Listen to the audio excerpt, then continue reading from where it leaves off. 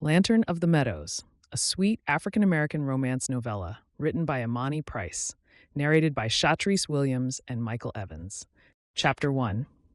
The October wind carried more than just the scent of wood smoke and dying leaves through Sweetgum Meadows. It carried whispers.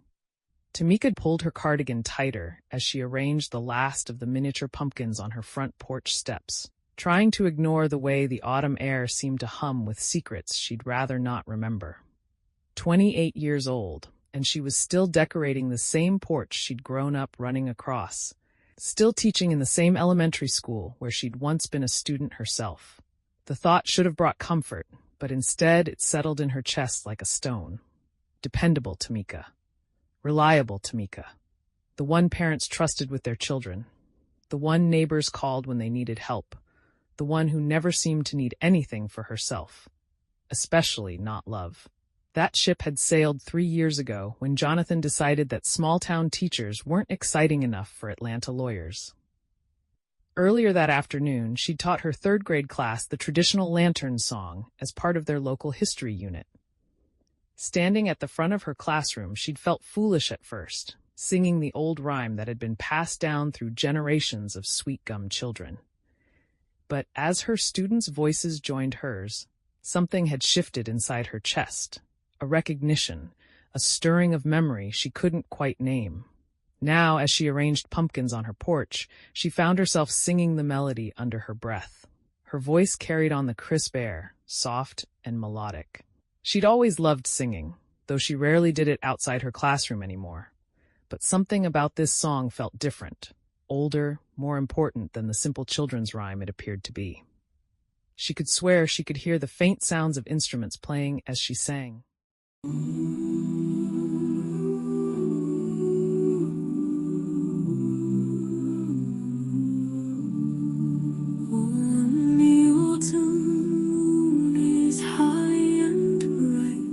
Shadows dance in flickering light.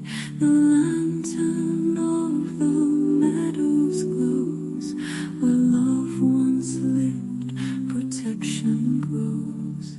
Hand in hand they walk once more, guarding all they treasured before.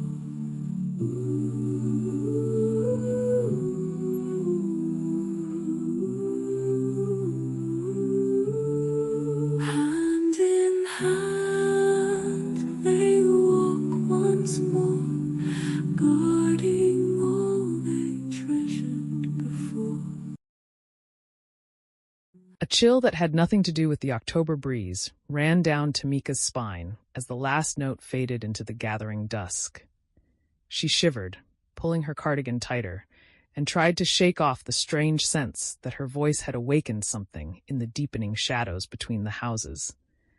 The sound of faint laughter echoed off the neat rows of Victorian houses that lined Maple Street, each one decorated with pumpkins and cornstalks in preparation for Pumpkin Fest. The Lantern of the Meadows. She hadn't thought about that old legend in years, but now the memory came flooding back with startling clarity. She'd been 10 years old, staying late at her grandmother's house that backed up to the fields beyond town. The harvest moon had been full and golden, and she'd been drawn to the window by what she thought was fireflies dancing in the darkness. But fireflies didn't glow that steadily, that purposefully.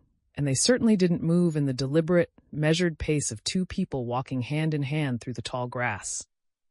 She'd pressed her face against the cool glass, watching the golden light drift across the meadow like a beacon. For just a moment, just one impossible moment, she could have sworn she saw them. Two women in long dresses, walking steadily together, their faces turned toward the town with an expression of such profound watchfulness and care that it had made her 10-year-old heart ache with longing.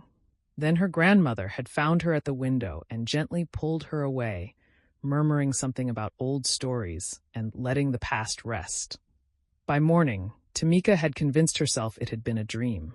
Now, standing on her porch 18 years later, she wondered why the memory felt so vivid, so real, and why the children's rhyme made her hands tremble as she reached for the last decoration, a lantern-shaped gourd she'd painted gold that morning. The gourd was heavier than she remembered, solid and warm in her hands despite the cool air. She'd bought it at Henderson's pumpkin patch just outside town, drawn to its perfect lantern shape and the way the afternoon sunlight seemed to gather in its curves.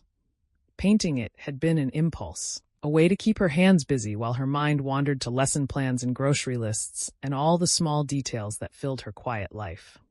As she hung it from the porch hook, a gust of wind set it spinning, casting dancing shadows across her front door. For just a moment, the shadows looked like two figures walking together, their silhouettes elongated and graceful in the dying light. Tamika stepped back quickly, shaking her head. Too much autumn atmosphere. That was all. Too many years of hearing the same local legends repeated until they felt true. She was a teacher, a practical woman who dealt in facts and lesson plans and parent conferences. She didn't believe in ghost stories, but even as she told herself this, her eyes drifted to the edge of town, where the neat rows of houses gave way to rolling farmland and the wild meadows beyond.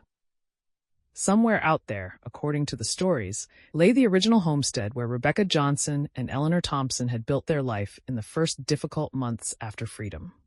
Two women with separate families, separate griefs, and separate last names, widowed during slavery, who still chose the same goal and the same ground, Sweetgum Meadows. They hadn't come to a cleared field or a welcome table. They came with children to feed, calloused hands, and a ledger of losses no one would ever balance. They cut trees. They bartered seed for nails and quilts for boards. They planted rows as straight as a prayer and taught their babies to read by lamplight because reading meant future, and future meant nobody else owning your name. The Historical Society maintained the old farmstead now, though few people visited it except for school field trips and the occasional history buff. Tamika had taken her classes there every year, watching her students' eyes widen as they toured the small, sturdy house with its hand-hewn beams and wide plank floors. She always told them the story as it had been passed down, how Rebecca Johnson and Eleanor Thompson had been widowed in bondage, how they'd gathered their children and pooled what little they had when emancipation came, how they found this strip of meadow and said, "Here." They built not just a farm, but a place to belong. They started a school in a borrowed room, a church in a clearing, a market in the square. They tended their own families and anybody else's who needed tending. And the town grew around that kind of love. And they all centered around the lantern. According to the legend, Rebecca and Eleanor had walked the meadows every evening, hand in hand, carrying a lantern to light their way home. It had been their time together, their small mercy at the end of long days, an hour to plan, to dream, to breathe, to say what they couldn't in front of children and worry. When Eleanor died first, Rebecca continued the walks alone, carrying the lantern through the tall grass until her own death several years later. The townspeople said the light never faltered, even in wind. The townspeople claimed that on certain autumn nights, when the moon was full and the air was crisp with the promise of winter, you could still see them. Two figures moving through the meadows with their golden light, forever taking their evening walk, forever watching over the town they'd built together. Not ghosts to be afraid of, ancestors going about their rounds. Tamika had always dismissed it as nonsense, the kind of story people told to make their ordinary lives feel touched by magic. But standing on her porch now, with the painted gourd spinning gently in the breeze and the shadows growing longer across her yard, she found herself wondering what it would be like to believe in something so enduring, so beautiful. What would it be like to love a place so completely that even death couldn't break the commitment to watch over it? The question caught her off guard, settling in her chest with an ache she hadn't felt in years. When Jonathan had left, she'd told herself she was relieved. Their relationship had been practical, convenient, two professionals who enjoyed each other's company and looked good together at dinner parties. She'd convinced herself that the absence of overwhelming passion meant they were mature, realistic about love. She'd been lying to herself, of course. The truth was that she'd been too afraid to let herself feel anything deeper, too terrified of being vulnerable enough to be truly hurt. Better to keep things surface level, manageable, safe. But safe had still gotten her heart broken when Jonathan decided even their lukewarm arrangement wasn't enough for him. A door slammed somewhere down the street, pulling her from her thoughts. Mrs. Chen from next door waved from her own porch, where she was wrestling with a particularly stubborn string of orange lights. "Beautiful evening, isn't it?" Mrs. Chen called. "Perfect weather for Pumpkin Fest tomorrow." "It really is," Tamika replied, grateful for the distraction. "Are you entering the pie contest again this year?" "Of course, though I hear young Leon Brooks is back in town and planning to enter his grandmother's apple recipe. Might give me some real competition for once." Leon Brooks. The name stirred another childhood memory. A quiet boy with serious dark eyes who'd been a year ahead of her in school. He'd been one of those kids who seemed older than his age, responsible and thoughtful in a way that had set him apart from his more boisterous classmates. She remembered him helping younger students with their lunch trays, staying after school to help teachers clean blackboards, always raising his hand to volunteer for the jobs no one else wanted. "I heard he was working construction in Atlanta," Tamika said. "What brought him back?" Mrs. Chen's expression grew somber. "His father's heart attack over the summer. Thomas is doing better now, thank goodness, but it gave the whole family a scare. Leon came home to help with the farm." "That's good of him." Tamika found herself genuinely curious about the boy she'd barely known, who'd grown into a man willing to give up city life for family obligations. How many people their age would make that choice? How many would choose roots over opportunity, tradition over personal ambition? "He's been working on something special for this year's Pumpkin Fest," Mrs. Chen continued, her eyes twinkling with the satisfaction of someone who knew a good secret. "Some kind of historical hayride that tells the story of the town's founding. Very educational, from what I hear." "That sounds wonderful," Tamika said, and meant it. It was exactly the kind of project she would have expected from the serious boy she remembered, the one who'd always seemed more interested in understanding things than just experiencing them. "Well, I'd better get these lights up before it gets too dark," Mrs. Chen said. "You have a lovely evening, dear." As her neighbor disappeared inside, Tamika gathered her decorating supplies and headed for her own front door. The painted gourd caught the last rays of sunlight as she passed, glowing like a tiny sun against the gathering dusk.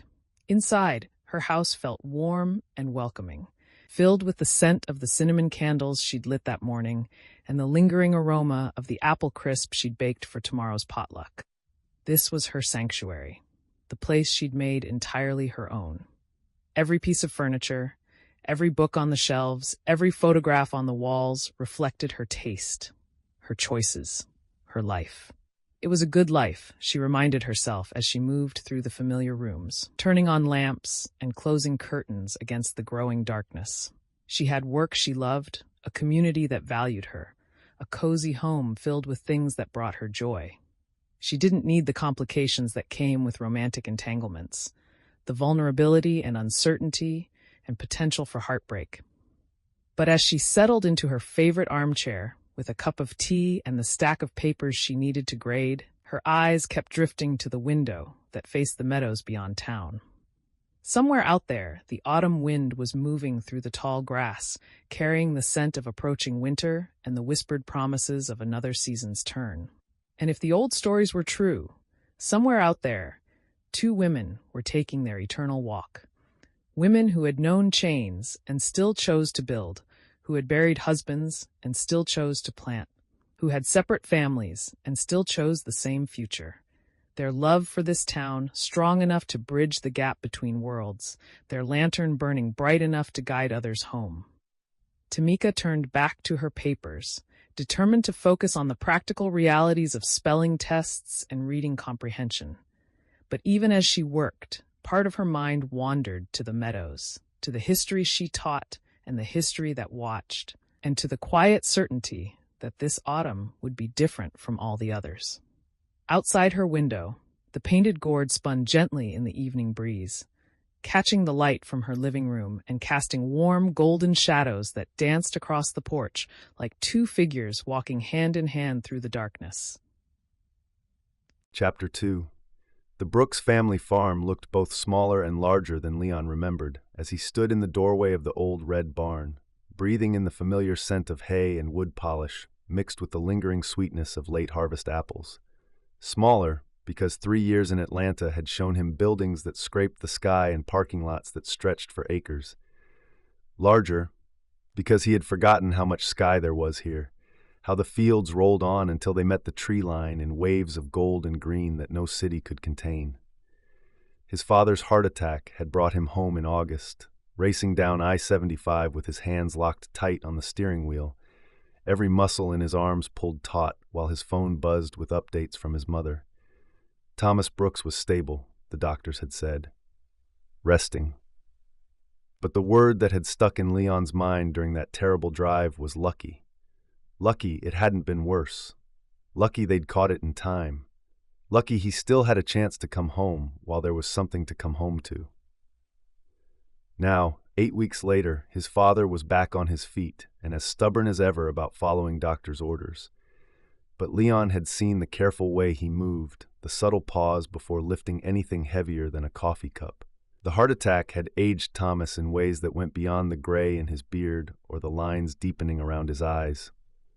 "You planning to stand there all morning? Or you going to help me with these hay bales?" his father called from the back of the barn, voice rough but carrying its usual warmth. "Coming, Dad." Leon pulled on his gloves and walked deeper inside, where Thomas was already hefting bales he had no business lifting. "You know what Doc Henderson said about lifting?" Leon warned. "Doc Henderson can mind his own business." Thomas grinned, but Leon caught the careful way he eased the bale to the floor. "Besides, these aren't heavy. It's the big ones you gotta worry about." They worked in a familiar rhythm, stacking hay and checking equipment. This was the pulse of Leon's childhood, the seasonal cadence that moved with weather and moon cycles. He hadn't realized how much he'd missed it until he was back in it. Atlanta time had been ruled by traffic and project deadlines and the artificial urgency of construction schedules. Here, time moved like sap in the trees, slow and sure, connected to something deeper than human impatience. After a while, Thomas dusted off his hands and sank onto a hay bale. "Your mama tells me you're organizing some kind of hayride for Pumpkin Fest." Leon pulled off his gloves and sat across from him. "A historical one. I want people to hear the real story, how Sweetgum Meadows began. I figured it's about time Rebecca Johnson and Eleanor Thompson get remembered properly." His father's gaze softened. "Your grandmother would have liked that. She always said this town doesn't honor its beginnings enough." "That's where I got the idea." Leon thought of summer nights on the porch, his grandmother's voice carrying through the dark. She used to say the lantern wasn't just a ghost story, it was a reminder. A reminder of what? That some things are worth protecting. Leon looked through the barn doors out across the meadows. When you build something good, something that matters, you don't just walk away from it, even when you can't stay forever. Thomas was quiet, eyes following his sons out to the fields. "You thinking about staying then? For good?" The question sat heavy. In Atlanta, he'd had a good job. A clean apartment, weekend plans with coworkers. The life he'd thought he wanted at 18, when leaving Sweetgum meant freedom. But sitting here, in the barn where he'd learned to drive a tractor, in the air that smelled of hay and wood smoke and turning seasons, he couldn't remember why that life had seemed so important. "I'm thinking about it," he admitted. "Atlanta's got opportunities, but it doesn't have this." "This being what?" Leon gestured toward the fields. "Roots, history, the kind of work that means something to more than just yourself." His father studied him. "Nervous about the hayride?" Leon shrugged. "A little. Telling stories to a crowd's different than hearing them at home. Your grandmother would be proud. She said people needed to hear the truth, not the polished version in the brochures." Leon frowned. "What truth?" Thomas leaned forward, his elbows on his knees. "Rebecca and Eleanor didn't just start a farm, son. They carved out a refuge from nothing. They were widows when freedom came, left with children and scraps of what slavery hadn't taken. They cleared land with their own hands, bartered seed for nails, taught reading by lamplight when reading had once been forbidden. They built a town where people told they were worth nothing could prove they were everything. That lantern folks talk about? Your grandmother said it wasn't just their light, It was the way forward. Something shifted in Leon's chest at the weight of it. He had always known the story, but not like this, not as inheritance. "That's what I want the hayride to show," he said quietly. "Not just how Sweetgum started, but what it meant, what it still means." Thomas nodded once. "Then you'll do fine. The best stories aren't the ones that make folks comfortable. They're the ones that make folks remember." Leon's phone buzzed with a text from his mother about Pumpkin Fest supplies, but his mind lingered on the path he'd planned for the hayride, past the old homestead, through the meadows where Rebecca and Eleanor once walked with their lantern, back toward town where their legacy lived on in every family. "Dad?" Leon called as Thomas reached the door. "Yeah? Do you think they're really out there?" Thomas's hand rested on the frame. "I think some things don't vanish. Call it spirits, call it memory, call it love. Doesn't matter the name, long as it keeps watch." After his father left, Leon sat for a while longer. The barn's silence settling thick around him. Shadows stretched long over the farmyard, reaching toward the meadows. He would tell their story, carry it like a torch. He would do his part to make sure that Sweetgum would remember. And if he was lucky, maybe the lantern would answer. The October wind picked up, rattling the maple branches his great-grandfather had planted. For a moment, Leon thought he heard it, faint, steady footsteps moving through grass beyond the tree line. Two sets, side by side. He held his breath, but the sound faded with the wind, leaving only the hush of dusk and the sense that the meadows were still being watched. Chapter 3. The morning air smelled like sugar and smoke. Sweetgum Meadows only ever wore its heart this proudly on Pumpkin Fest morning, when the square filled with the scents of cinnamon donuts, roasted pecans, and the faint tang of wood smoke drifting from backyard fire pits. Tamika shifted the weight of 2 heavy tote bags and stepped onto the brick-paved square, careful not to trip over the power cords curling like snakes between booths. Children already darted in and out of legs, shrieking with laughter, their faces sticky with caramel. She set her bags down at the folding tables assigned for the children's craft station, rolling her shoulders with relief. Inside the bags, stacks of construction paper, jars of gold paint, and enough glitter to keep Sweetgum sparkling until Christmas. She stared at the supplies, shook her head, and murmured, "I should have brought a hazmat suit. Tamika, over here." She turned to find Ruth Simpson, her best friend since childhood and now the town's queen of pastries, waving from a booth strung with orange lights. Ruth's apron already bore streaks of flour and a powdered sugar handprint. She bustled over, eyes dancing. "Tell me you brought glue sticks," Ruth said, leaning close as if the request was classified. "I nearly had a riot last year." Tamika pulled out a gallon-sized bag crammed with glue sticks. "I learn from my mistakes." "Good girl." Ruth eyed the glitter. "But you're still braver than me," Tamika grinned. "That's why they trust teachers with the dangerous stuff." A sudden burst of brass blared from the gazebo. The marching band was warming up, horns colliding in dissonance. A group of kids ran past, clutching caramel apples. One stumbled and nearly slammed into Tamika's table before Mrs. Henderson, round and sprightly despite her years, swooped in to redirect him toward the cider stand.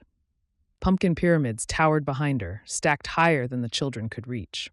"Festive chaos," Ruth said, nudging Tamika with her elbow. "I live for it. Chaos is one word."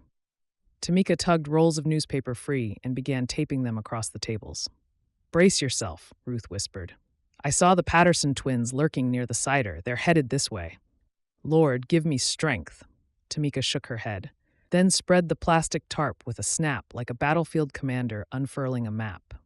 Before she could tape the corners, a warm voice floated from behind her.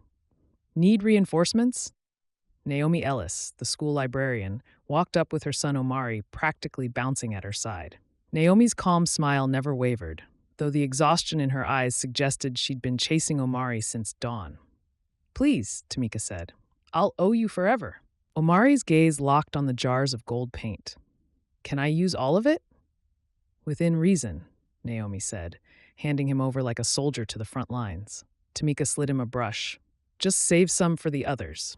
Hot on their heels came Mrs. Rivera, the conflict resolution teacher whose steady voice had de-escalated more playground wars than Tamika could count. She already had her sleeves rolled up.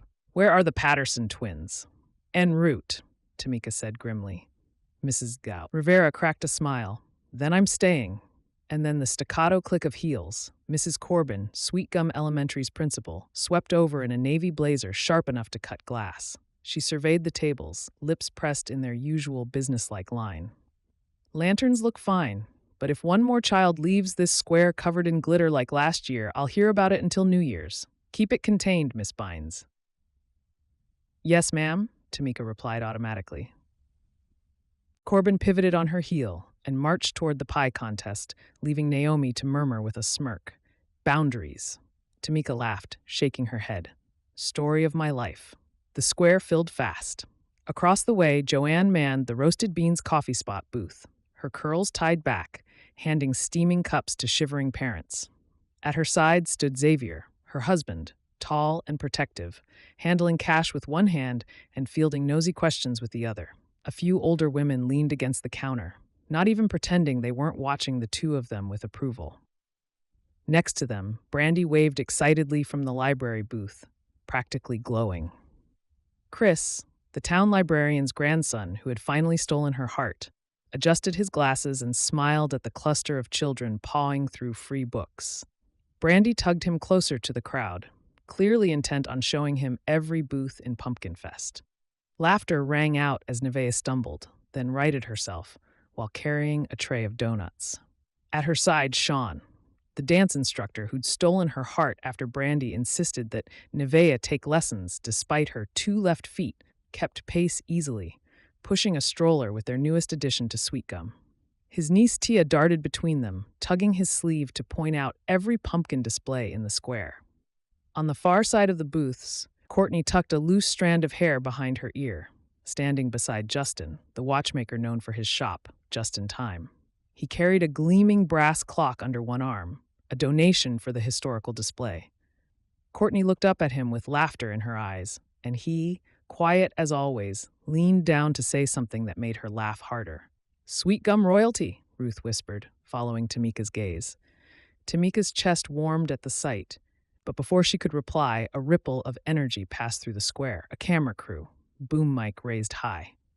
Kim and Malik had arrived. Kim, stylish scarf fluttering, waved exuberantly at everyone, while Malik, broad-shouldered, steady as a tree, greeted neighbors with his natural ease. They'd started with a YouTube nature channel and been scouted for a national travel and nature reality show.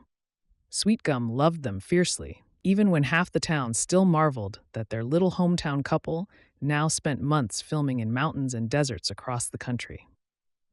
Back where it all began, one of the cameramen muttered as he zoomed in on Kim braiding a little girl's hair.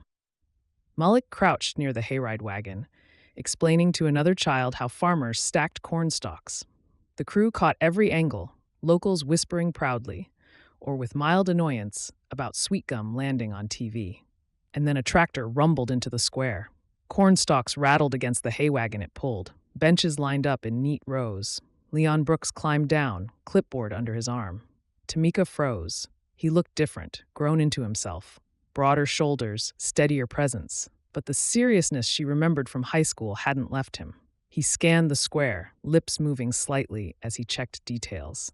And then his gaze found hers. Her stomach flipped. He smiled, hesitant but warm, and lifted a hand. Her hand rose before she could stop it. The noise of the square never ceased. Band music, vendors calling, children laughing, but in that moment, it all dulled. Then the sound of singing drifted from the gazebo. Children's voices, high and sweet. The lantern song.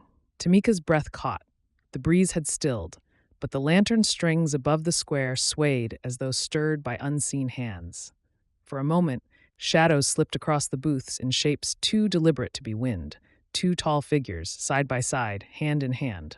Miss Bines! Omari tugged Tamika's sleeve, a brush dripping gold toward her shoe. She blinked. The shadows vanished. The lights stilled. Yes, coming, she said quickly, crouching to help him before the paint fell. But when she straightened, Leon had crossed half the square. He stopped at the edge of her table, his smile widening as if it had been waiting years to stretch across his face. Looks like you've got your hands full, he said, voice low, steady, familiar. Tamika nearly knocked over a glue jar. She brushed her hands on her jeans, aware of glitter sticking to her fingers. Organized chaos. Emphasis on organized. He chuckled, glancing at the Patterson twins already coating their arms in paint. If you say so. Despite herself, she laughed. The sound startled her, too easy, like slipping back into a conversation she'd forgotten they'd paused years ago. I heard you're planning a hayride, she said carefully. Word travels fast. He shifted the clipboard. It's a historical tour. Rebecca Johnson, Eleanor Thompson, the founding. I want people to hear the truth, not just the glossy version. He hesitated, his gaze steady. You take your students to the homestead every year? I thought, maybe you'd help me, make sure I get it right. Tamika blinked. She hadn't expected him to ask. Leon Brooks had always been earnest, but the weight in his voice, asking for her knowledge, her trust, loosened something tight in her chest. I'd like that, she said softly. His smile broke wide, genuine. Relief shone in it. Good. Tonight after the festival, I'll show you the route. Yes, she heard herself say, pulse tripping. That works. Ruth appeared suddenly with a tray of donuts, smirking. Tamika, I'll keep the kids busy. You go talk history. Ruth, but she was gone again, sliding into the craft chaos. Leon chuckled, shaking his head. Some things never change. No, Tamika admitted, they really don't. A gust of wind rattled the lantern strings above. Shadows flickered again, just for a breath, like two women slipping between the booths.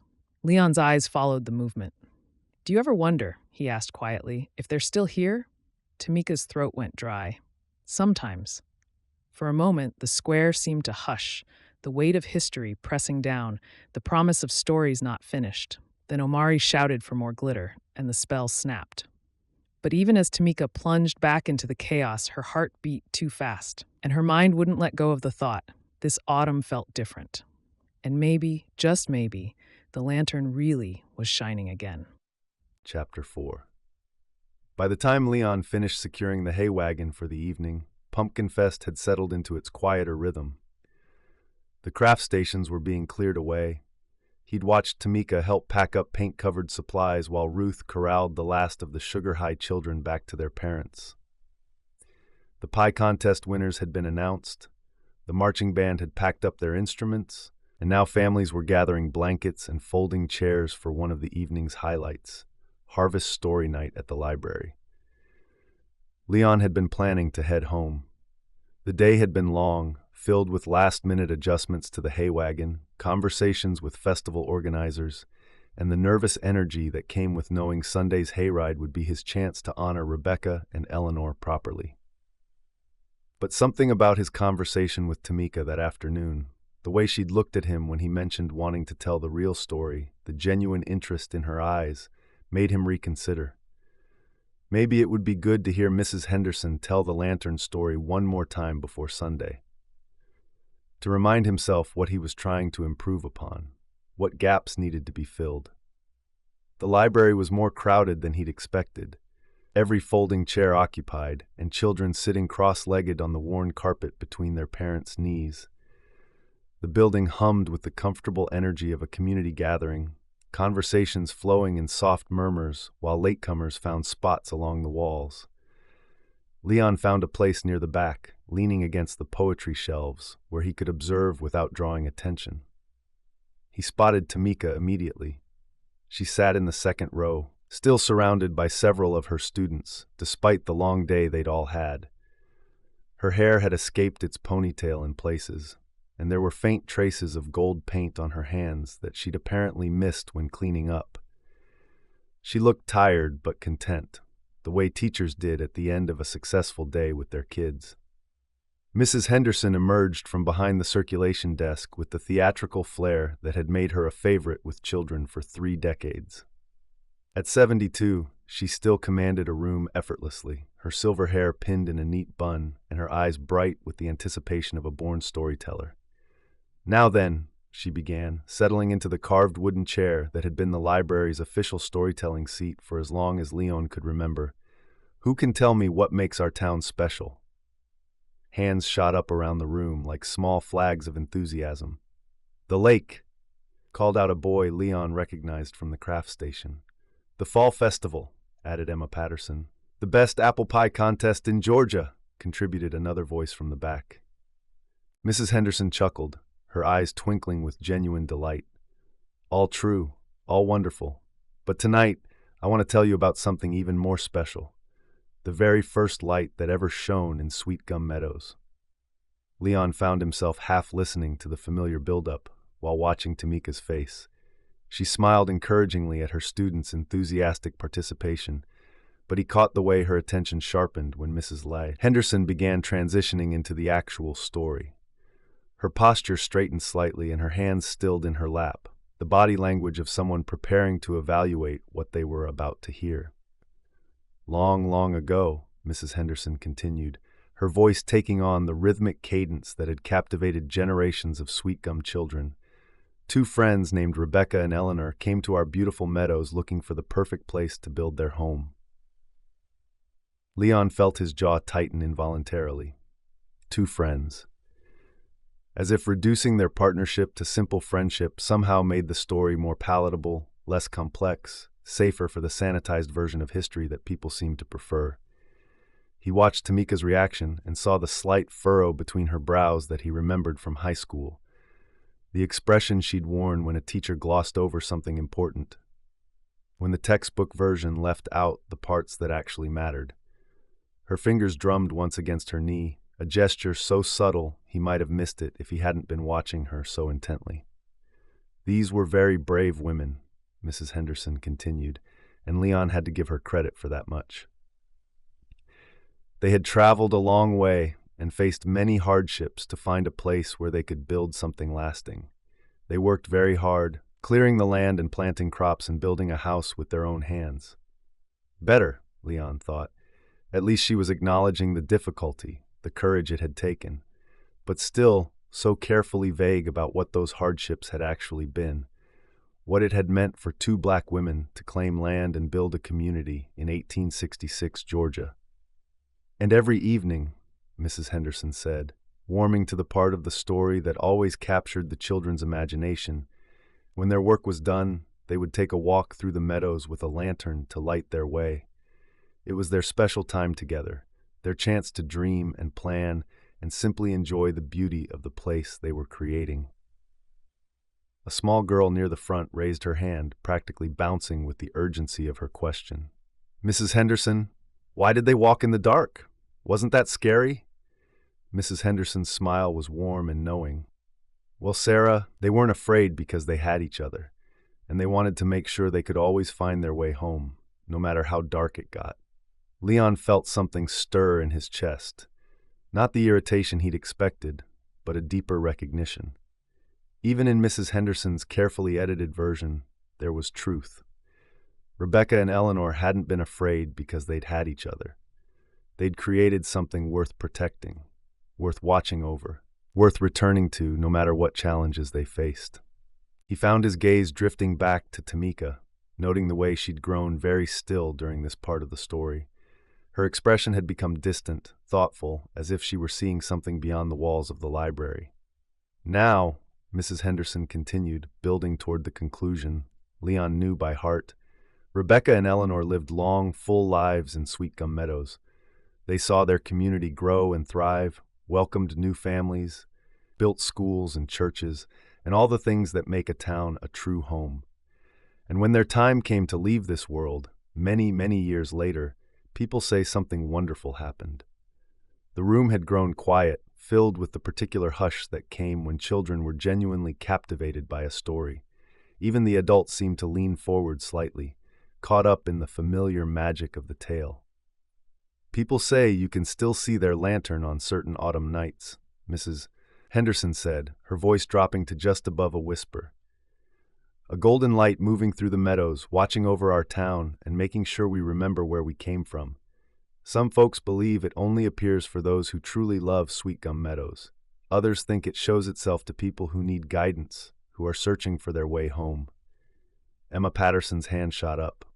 Mrs. Henderson, is it real, the lantern? Mrs. Henderson's smile was warm and wise, the expression of someone who had fielded this question countless times over the years. What do you think, Emma? Do you believe some love is strong enough to last forever? Leon found himself holding his breath, waiting for the child's response. But more than that, he He found his gaze drifting to Tamika again, watching as she absorbed the question along with her students. Her expression had grown even more thoughtful, distant, as if she were weighing the question seriously despite its childlike simplicity. "I think," said a boy Leon didn't recognize, his voice serious beyond his years, "that if you love something enough, you don't just leave it behind when you die. You keep watching over it." Several children nodded solemnly around the room. Leon felt his breath catch, out of the mouths of babes. These children understood something that many adults had forgotten, that love, real love, created obligations and connections that transcended ordinary limitations. "That's a very wise answer, Marcus," Mrs. Henderson said approvingly. "Love like that, love that builds something lasting, something that helps other people, that kind of love has a way of echoing through time." She was wrapping up the program now, beginning the gentle transition that would send families home with the story fresh in their minds. But Leon barely heard her closing remarks. He was too focused on the way the library felt suddenly different, charged with something he couldn't quite name. The air seemed thicker, more alive, and the familiar scent of old books had taken on undertones of wood smoke and prairie grass. A child near the window gasped softly. Look outside!" Leon turned, following the pointed finger, and felt his heart skip. Through the tall windows that faced the meadows beyond town, a faint golden glow was visible, moving slowly and deliberately through the darkness. The response was immediate. Children pressed against the glass, their excited whispers filling the suddenly electric air. "Is that it? The lantern! Do you see it? It's real!" Parents moved closer to the windows, some smiling indulgently at their children's excitement, others peering out with genuine curiosity. Leon heard murmurs of car headlights and someone with a flashlight, the rational explanations that adults used to make sense of things that didn't fit their understanding of the world. But Leon wasn't watching the crowd anymore. He was watching Tamika, who had gone completely still in her chair. Her jaw was tight, her eyes wide with something that looked like recognition. As he watched, she shivered, a visible tremor that seemed to start deep inside her and work its way outward. At that exact moment, Leon felt it too. A presence, warm and watchful, settling over the library like a benediction. The sensation was so strong it made his breath catch, so real that he looked around to see if anyone else had noticed the way the air itself seemed to thicken with awareness. Most of the adults were still focused on the children at the window, either joining in their excitement or gently trying to redirect their attention. But Mrs. Henderson stood very still behind her storytelling chair, her eyes closed and her face serene, as if she were listening to something only she could hear. And Tamika was looking directly at him across the crowded room, her expression a perfect mirror of his own wonder and uncertainty. Their eyes met and held, and in that moment, Leon knew with absolute certainty that they had both felt it. The weight of history, the presence of something beyond ordinary understanding, the recognition that some stories were more than stories. The connection lasted only a few seconds, but it felt like much longer. Leon felt as if he were seeing Tamika clearly for the first time. Not just the competent teacher or the girl he'd admired from a distance in high school, but someone who understood the weight of what they'd just experienced. Someone who could feel the presence of the past pressing into the present moment. The glow outside began to fade, and the children gradually lost interest, turning back to their parents and the promise of hot chocolate before bed.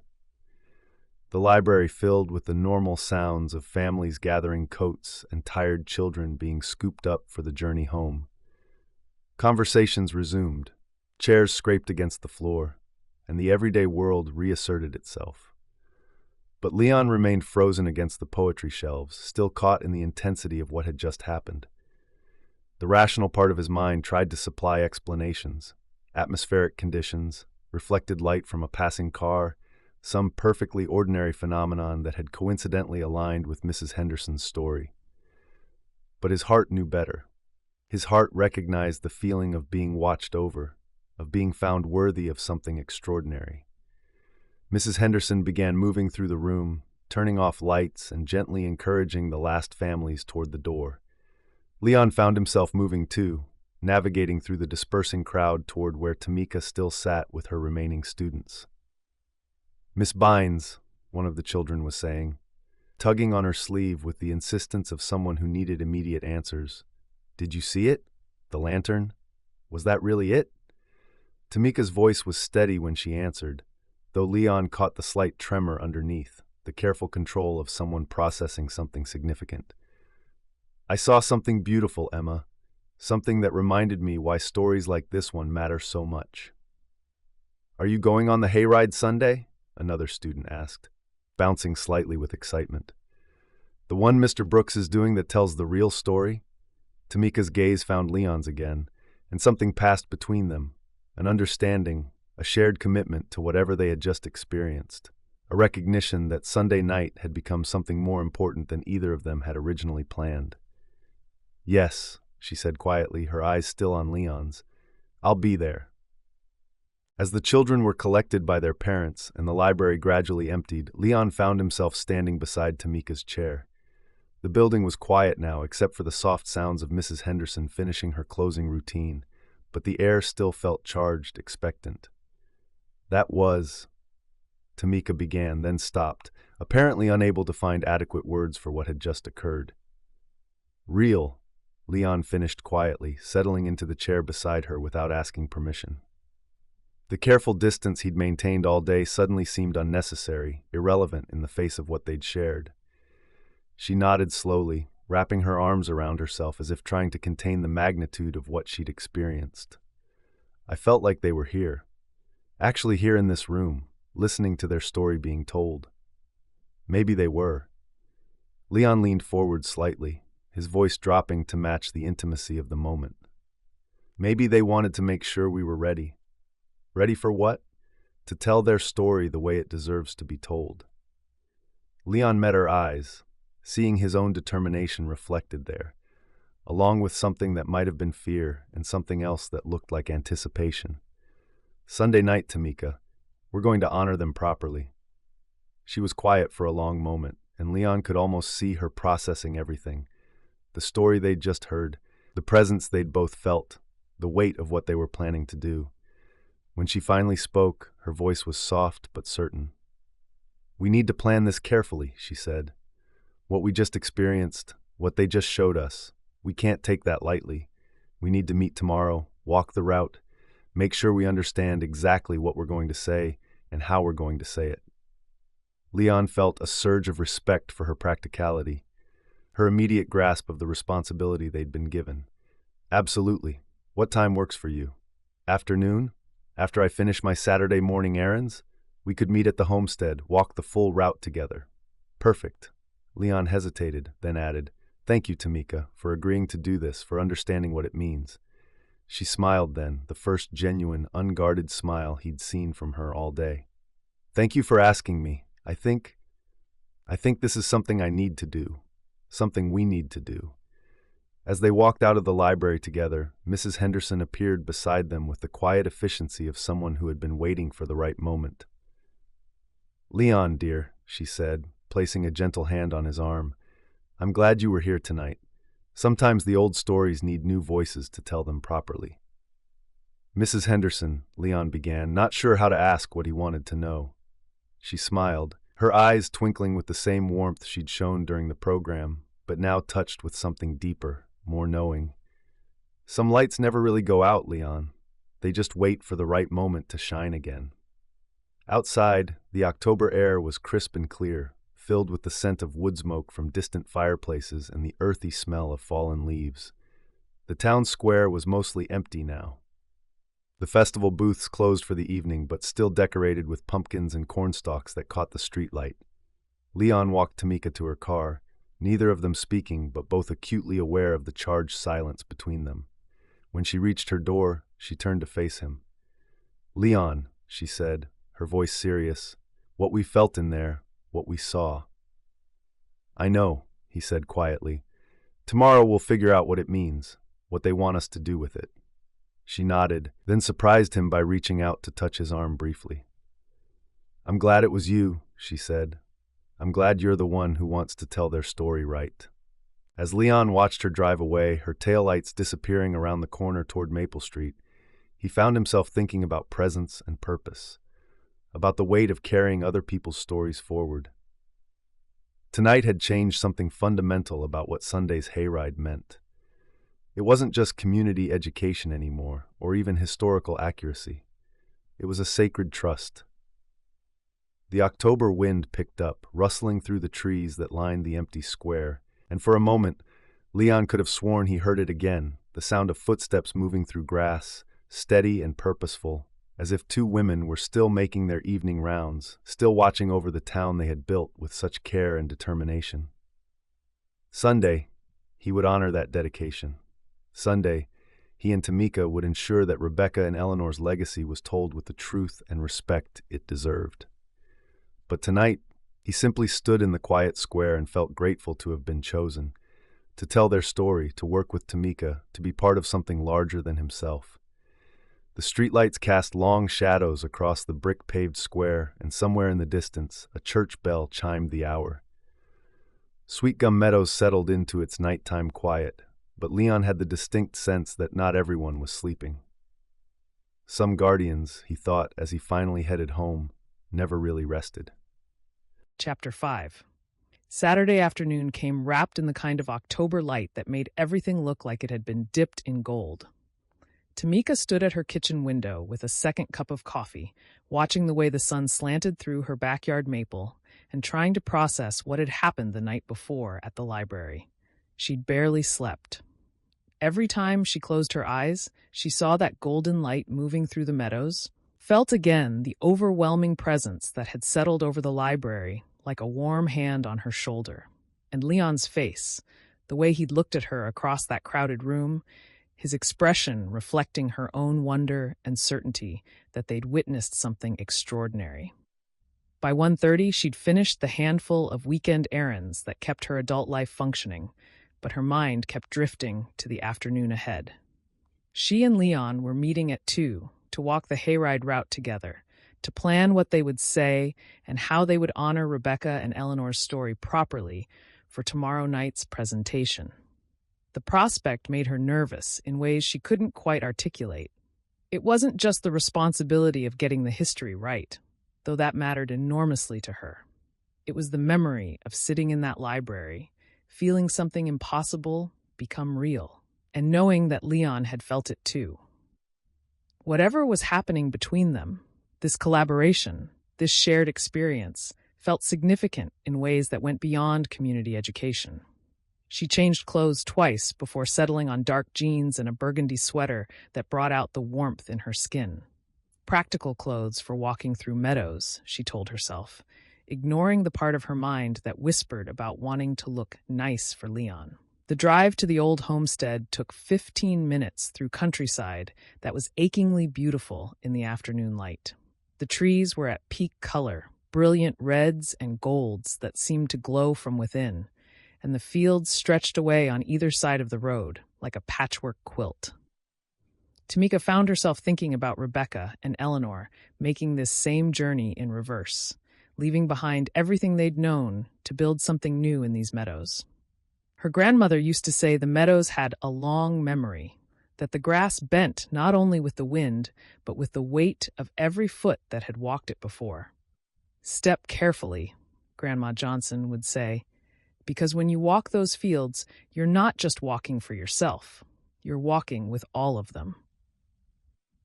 Leon's truck was already parked in the gravel lot when she arrived. She could see him standing near the farmhouse, hands in his jacket pockets, looking out toward the meadows with the focused attention she remembered from high school. He turned when he heard her car door slam, and his smile was warm enough to chase away the last of her nervousness. "Perfect timing," he said as she approached. "I was just thinking about where to start."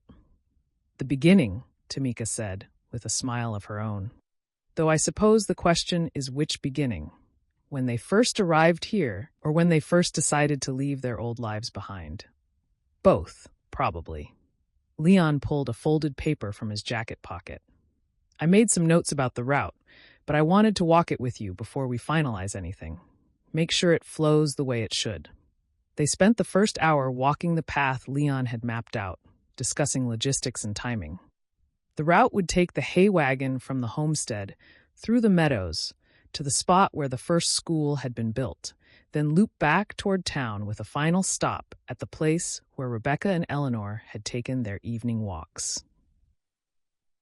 But as they walked and talked, Tamika found herself paying as much attention to Leon as to the historical details, the way he moved through the landscape with quiet confidence, pointing out landmarks and sharing stories his grandmother had told him, the careful thought he'd put into every aspect of the presentation, the obvious respect he had for the women whose story they were telling.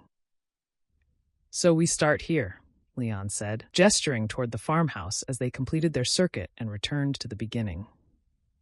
"Talk about their arrival, what they found, what they had to overcome just to establish a foothold." "The reality of starting from nothing," Tamika agreed. "Not just the practical challenges, but the emotional ones.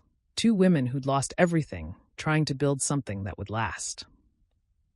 Leon consulted his notes, and Tamika noticed the way his handwriting was careful and precise, the same methodical approach she remembered from high school. "I thought you could handle the part about the school," he said. "You understand what it meant for them to insist on education, how radical that was. And you should talk about the economic aspects," Tamika replied. "The way they created sustainable prosperity, not just survival." Leon nodded. "My grandmother always said Rebecca and Eleanor built more than homes and farms. They built dignity. And dignity, she said, is the hardest crop to grow when the soil has been poisoned by slavery."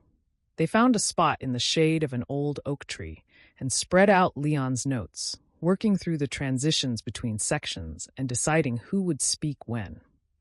As they planned, Tamika found herself increasingly aware of Leon's presence beside her, the way he gestured when he got excited about a particular point, the careful attention he paid to her suggestions, the easy collaboration that felt like they'd been working together for years rather than days.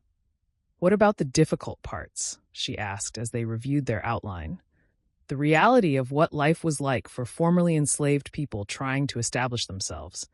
We can't sanitize it completely, but we also can't traumatize the children."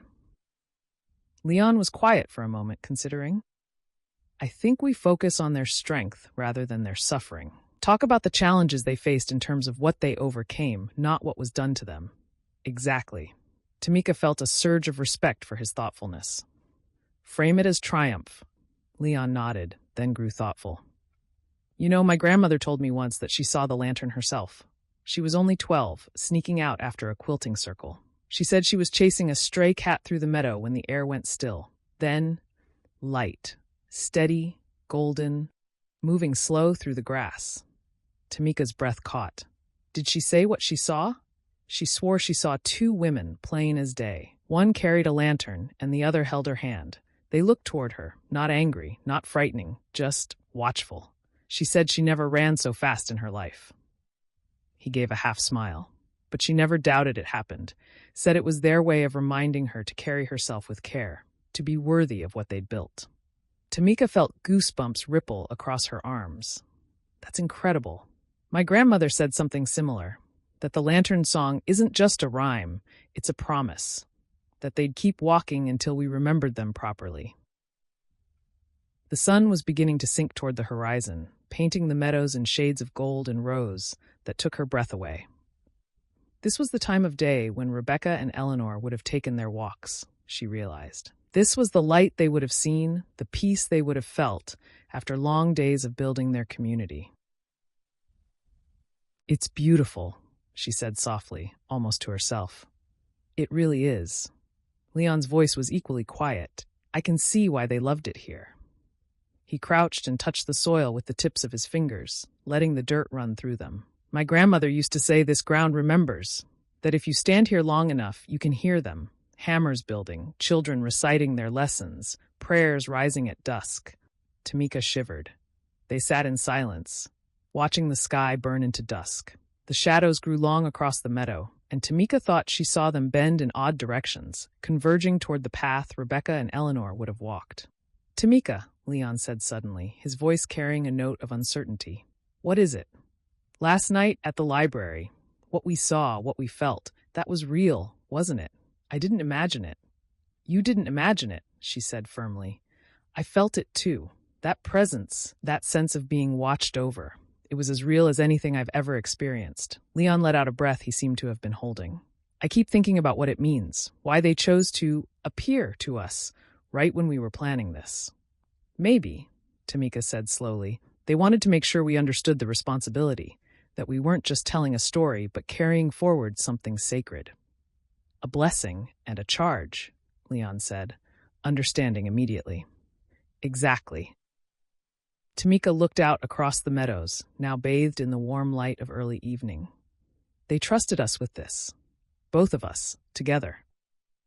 The words hung in the air between them, carrying implications that went beyond their historical collaboration. Tamika felt her pulse quicken as she realized how close they were sitting, how the afternoon of working together had dissolved the careful distance she usually maintained. She turned to face him fully and found him watching her with an expression that made her breath catch.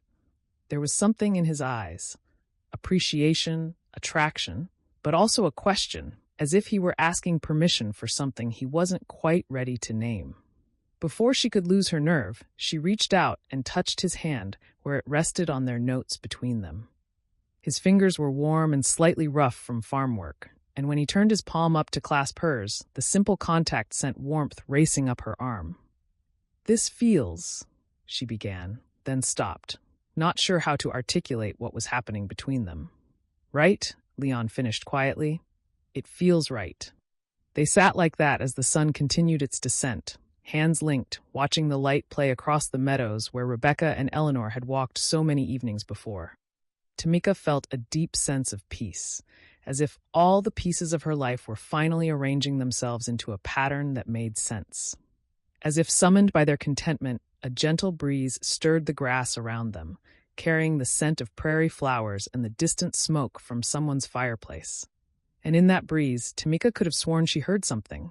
Not quite music, not quite voices, but a sense of approval, of blessing. Leon heard it too. She could tell by the way his hand tightened slightly around hers, the way his breathing changed. "They're here," she whispered. "They're here," he agreed. The presence lasted only a moment, but it was enough. Enough to confirm what Tamika had begun to suspect, that this collaboration, this growing connection with Leon, was part of something larger than either of them had anticipated. They sat in reverent silence until the sun touched the horizon and the first stars began to appear in the darkening sky.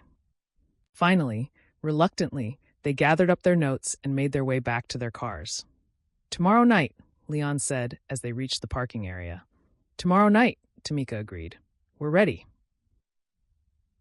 But as she drove home through the gathering darkness, Tamika knew that tomorrow night would be about more than just honoring Rebecca and Eleanor's story. It would be about the beginning of something new, something that felt as enduring and significant as the love that still walked these meadows after more than a century. Her phone buzzed with a text from Ruth. "How did the planning go? Are you ready for tomorrow?" Tamika smiled as she typed back, "More ready than I expected. It's going to be special." And it was true. Whatever happened tomorrow night, whatever the lantern chose to reveal or conceal, she and Leon had done their part. They'd honored the trust that had been placed in them, prepared to tell the story with truth and respect. The golden gourd on her porch glowed like a beacon as she pulled into her driveway, welcoming her home. But for the first time in years, home felt like just the beginning of something larger, something that included Leon and the story they would tell together and the presence that had blessed their collaboration. Some stories, she thought as she unlocked her front door, were worth waiting for, and some were worth believing in, even when they seemed impossible. Especially then. Inside her house, she found herself humming the lantern song as she moved through her evening routine, the melody flowing naturally as if it had been waiting all day to emerge. Tomorrow night, she would help tell the story of Rebecca and Eleanor's love and dedication. But tonight, she was beginning to understand that their legacy lived on in more ways than one. Love like theirs didn't just disappear. It echoed through time, finding new voices, new hearts, new hands to carry it forward. And sometimes, if you were very lucky, it found you exactly when you needed it most. Chapter 6. Leon woke Sunday morning to the sound of rain pattering against his bedroom window, and for a moment his heart sank. The hayride was scheduled for that evening, and while a little autumn drizzle might add atmosphere, a full downpour would force them to cancel or move the event indoors, neither of which felt right for what they were trying to accomplish. But by the time he'd showered and made coffee, the rain had stopped, leaving behind the kind of crystalline air that made everything look newly washed and impossibly vivid. The oak trees in his yard dripped steadily, their leaves brilliant gold and red against the gray sky, and puddles reflected the morning light like scattered mirrors. Perfect, he thought, stepping onto his back porch with his coffee mug. The air smelled clean and rich, carrying the scent of wet earth and wood smoke from a neighbor's chimney. This was exactly the kind of weather that made October in Georgia feel magical, crisp enough for sweaters and hay rides, but still warm enough to spend hours outdoors without discomfort. His father appeared around the corner of the house, moving with the careful deliberation that had become his new normal since the heart attack.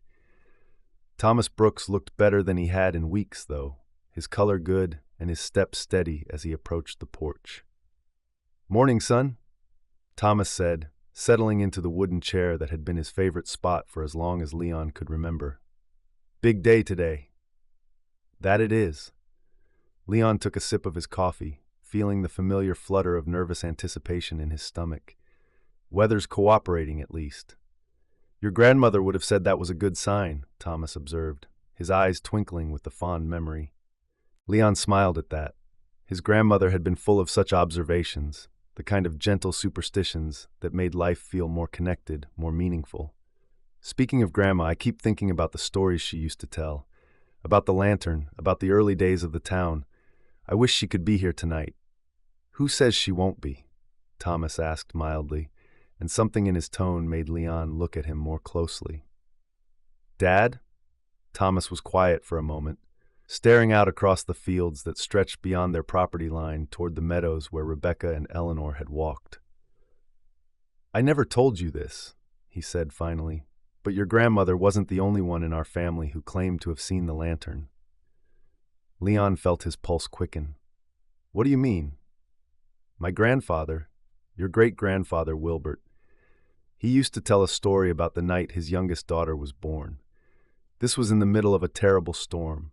The doctor couldn't get through, and they thought they might lose both mother and baby." Thomas paused, seeming to gather his thoughts.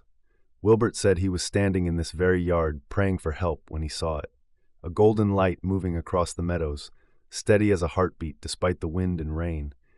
He followed it, thinking maybe it was the doctor trying to find the house, but when he got close enough to see clearly. "What did he see?"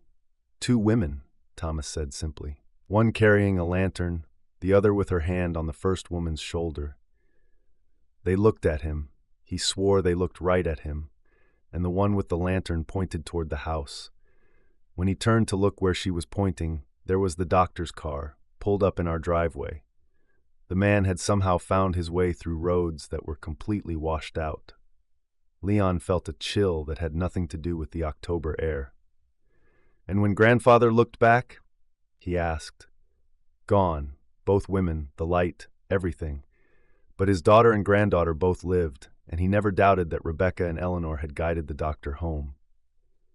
They sat in contemplative silence for a while, father and son sharing the weight of family history and the mysteries that seemed to accumulate around certain places, certain stories. Leon thought about yesterday afternoon with Tamika, the presence they'd both felt, the sense of being watched over. "Dad," he said eventually, "do you think they're real? Not just the legend, but actually present somehow?" Thomas considered the question, his weathered hands wrapped around his coffee mug. "Honestly, I don't know, son. Your grandmother believed in the stories, but she was also practical about it. She used to say it didn't matter whether the lantern was real spirits or just the way people's minds made sense of car headlights and flashlights in the distance." Leon waited, sensing there was more. What mattered to her, Thomas continued, was that people still told the stories, still remembered Rebecca and Eleanor's names, still understood what they'd accomplished. She said the real miracle wasn't some ghostly light. It was that a community founded by two formerly enslaved women in 1866 was still thriving more than a century later. He took a sip of coffee. That's legacy, Leon. Not mysterious lights, but the fact that we're still here, still telling their story, still trying to live up to what they built. Leon nodded, feeling something settle into place in his chest. Tonight's hayride wasn't just community education or historical preservation. It was communion, a way of honoring the presence that still moved through these meadows, still watched over the town that had grown from two women's determination and love. I should get going, he said, standing and stretching. Want to check on the wagon one more time, make sure everything's ready. Good idea. Thomas rose as well, moving with the careful grace of someone who had learned not to take his body's cooperation for granted.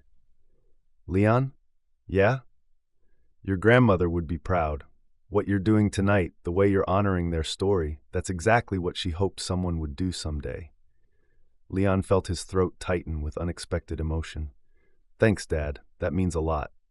The drive to town took him past the homestead where he and Tamika had spent yesterday afternoon, planning their presentation. In the morning light, the old farmhouse looked solid and welcoming, smoke rising from the Historical Society's caretaker's cottage nearby. Leon slowed as he passed, remembering the feeling of sitting in those meadows with Tamika, the sense of rightness that had settled over them both. He'd been thinking about her almost constantly since yesterday, not just their collaboration, but the way she'd felt when she'd taken his hand, the quiet understanding that had passed between them. There was something building there, something that felt as significant as the story they were preparing to tell. The hay wagon was parked behind the community center, decorated with corn stalks and autumn leaves exactly as he'd arranged it Friday afternoon. Leon spent an hour checking and rechecking everything, the bench seating, the small PA system they'd use for narration, the lanterns they'd light as they traveled through the meadows. Everything was ready, waiting for the evening's passengers. As he worked, other volunteers began arriving to help with final preparations. Mrs. Henderson appeared with a thermos of coffee and a plate of homemade cookies, her eyes bright with anticipation. Such an exciting day, she said, setting her offerings on a nearby table. I keep thinking about Friday night, about how the children responded to the story. They're going to love hearing the full version. I hope so, Leon said, accepting a cookie with gratitude. Tamika and I worked hard to make it appropriate for all ages while still being honest about the history. Oh, that young woman is a treasure, Mrs. Henderson said warmly. The way she connects with children, the respect she has for education, Rebecca and Eleanor would have adored her. Leon felt his cheeks warm at the casual way Mrs. Henderson linked Tamika to the town's founders, as if she could see the same connections he'd been sensing. She's been amazing to work with, he said carefully. Mrs. Henderson's smile was knowing. I'm sure she has been, dear. Some partnerships are meant to be. Before Leon could figure out how to respond to that loaded comment, Melissa Peters arrived with her husband and teenage daughter in tow, all of them carrying boxes of supplies for the evening's refreshment station. Leon, Melissa called out cheerfully, how are you feeling? Ready for your big debut as town historian? As ready as I'll ever be, Leon replied, grateful for the distraction. Thanks for handling the refreshments. I know people will appreciate having something warm to drink afterward. Happy to help, Melissa's husband said, beginning to unpack cups and napkins. This is exactly the kind of event that makes Sweetgum Meadows special, bringing the community together to honor our history. As the morning progressed, Leon found himself in constant motion, checking details, coordinating with volunteers, making last-minute adjustments to ensure everything would run smoothly. But underneath the practical tasks, he was acutely aware of a growing sense of anticipation, as if the very air around the town square was charged with expectation. Around noon, he decided to take a break and walk through the downtown area, partly to clear his head and partly to gauge the community's mood. Main Street was busier than usual for a Sunday, with families out for lunch and couples strolling between the shops that remained open on weekends. Several people stopped him to express their excitement about the evening's event, and Leon was struck by how many mentioned bringing children or grandchildren specifically to hear the real story of Sweetgum Meadows' founding. He was passing the library when Mrs. Henderson appeared at his elbow, having apparently materialized from thin air with the efficiency that librarians seem to possess. "Leon, dear," she said, touching his arm gently. "Might I have a word?" "Of course." Leon followed her to a quiet spot near the memorial garden behind the library, where stone benches surrounded a small fountain that had been dedicated to the town's founders. "I wanted to tell you something before tonight," Mrs. Henderson said, settling onto one of the benches with the careful movements of someone whose joints had begun to protest the autumn chill. "About Friday evening, about what the children saw." Leon felt his pulse quicken. "What about it?" "I've been the librarian here for 32 years, Mrs. Henderson said quietly.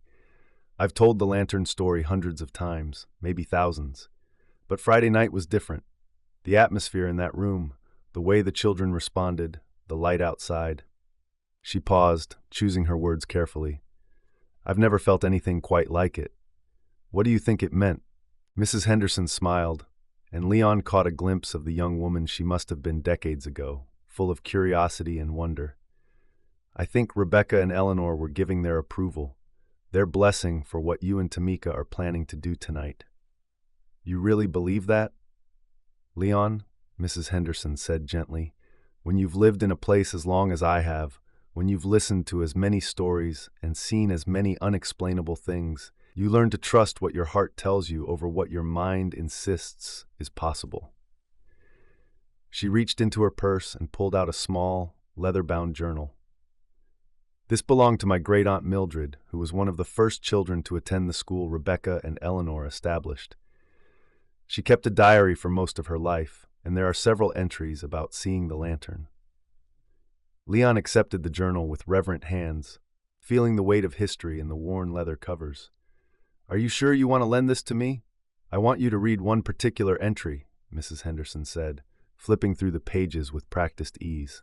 "Here, October 15th, 1897. Leon read aloud from the careful handwriting. "Saw the lantern again tonight while walking home from church. Mama says it's just my imagination, but I know what I saw. 2 ladies walking together, one carrying light that seemed to come from her very heart. They stopped when they saw me, and the one without the lantern raised her hand, like she was blessing me. I felt such peace, such safety, like they were telling me that as long as I lived my life with love and purpose, I would always be protected. I believe they still watch over all of us, making sure we remember what they built here and why it matters." Leon felt his throat tighten as he finished reading. The entry was remarkably similar to his own family's stories, to the experience he and Tamika had shared. "This is incredible," he said softly. "There are others," Mrs. Henderson said. "Different people, different years, but always the same message: love, protection, the importance of remembering and honoring what came before." She took the journal back and tucked it carefully into her purse. "I'm telling you this because tonight, when you stand before our community and tell their story, you'll be doing more than just sharing history. You'll be continuing a conversation that's been going on for more than a century." Leon felt the weight of that responsibility settle on his shoulders, but it didn't feel heavy. Instead, it felt like purpose, like the culmination of everything his family had taught him about belonging and legacy, and the importance of carrying other people's stories forward. "Thank you," he said simply, "for sharing that, for trusting me with it." "Thank you for being willing to carry it forward," Mrs. Henderson replied. "Now, I should let you get back to your preparations. But Leon?" "Yes?" "Don't be surprised if tonight feels different from anything you've experienced before. Some evenings, the veil between past and present grows very thin." As Leon walked back toward the community center, Mrs. Henderson's words echoed in his mind, the veil between past and present. He thought about his great-grandfather's story, about Tamika's grandmother's wisdom, about the presence they'd both felt yesterday in the meadows. Tonight wasn't just about education or entertainment. It was about communion, about honoring the love that still moved through these fields and still watched over the town it had created. The afternoon flew by in a blur of final preparations. The weather held clear and cool, perfect for an evening hayride. As sunset approached, Leon found himself checking his watch obsessively, his nervous energy building with each passing hour. At 5:30, Tamika arrived at the community center, looking composed and beautiful in dark jeans and a wine-colored sweater that complemented her dark skin perfectly.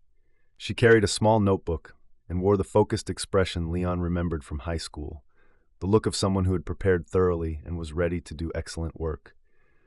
"How are you feeling?" she asked as she approached, and Leon was struck by how much comfort her presence brought him. "Nervous," he admitted. "Excited. Ready, I think." "Good." Tamika smiled, and Leon felt some of his tension ease. "I've been thinking about this all day, about what we're really doing tonight." "What do you mean?" "We're not just telling a story," she said quietly. "We're fulfilling a promise, to them, to the community, to everyone who's kept their memory alive all these years." Leon nodded, understanding completely. Mrs. Henderson said something similar earlier, about continuing a conversation that's been going on for more than a century. Exactly. Tamika looked out toward the meadows, where the evening light was beginning to paint the grass in shades of gold. "I can feel them, Leon. Can you? They're waiting."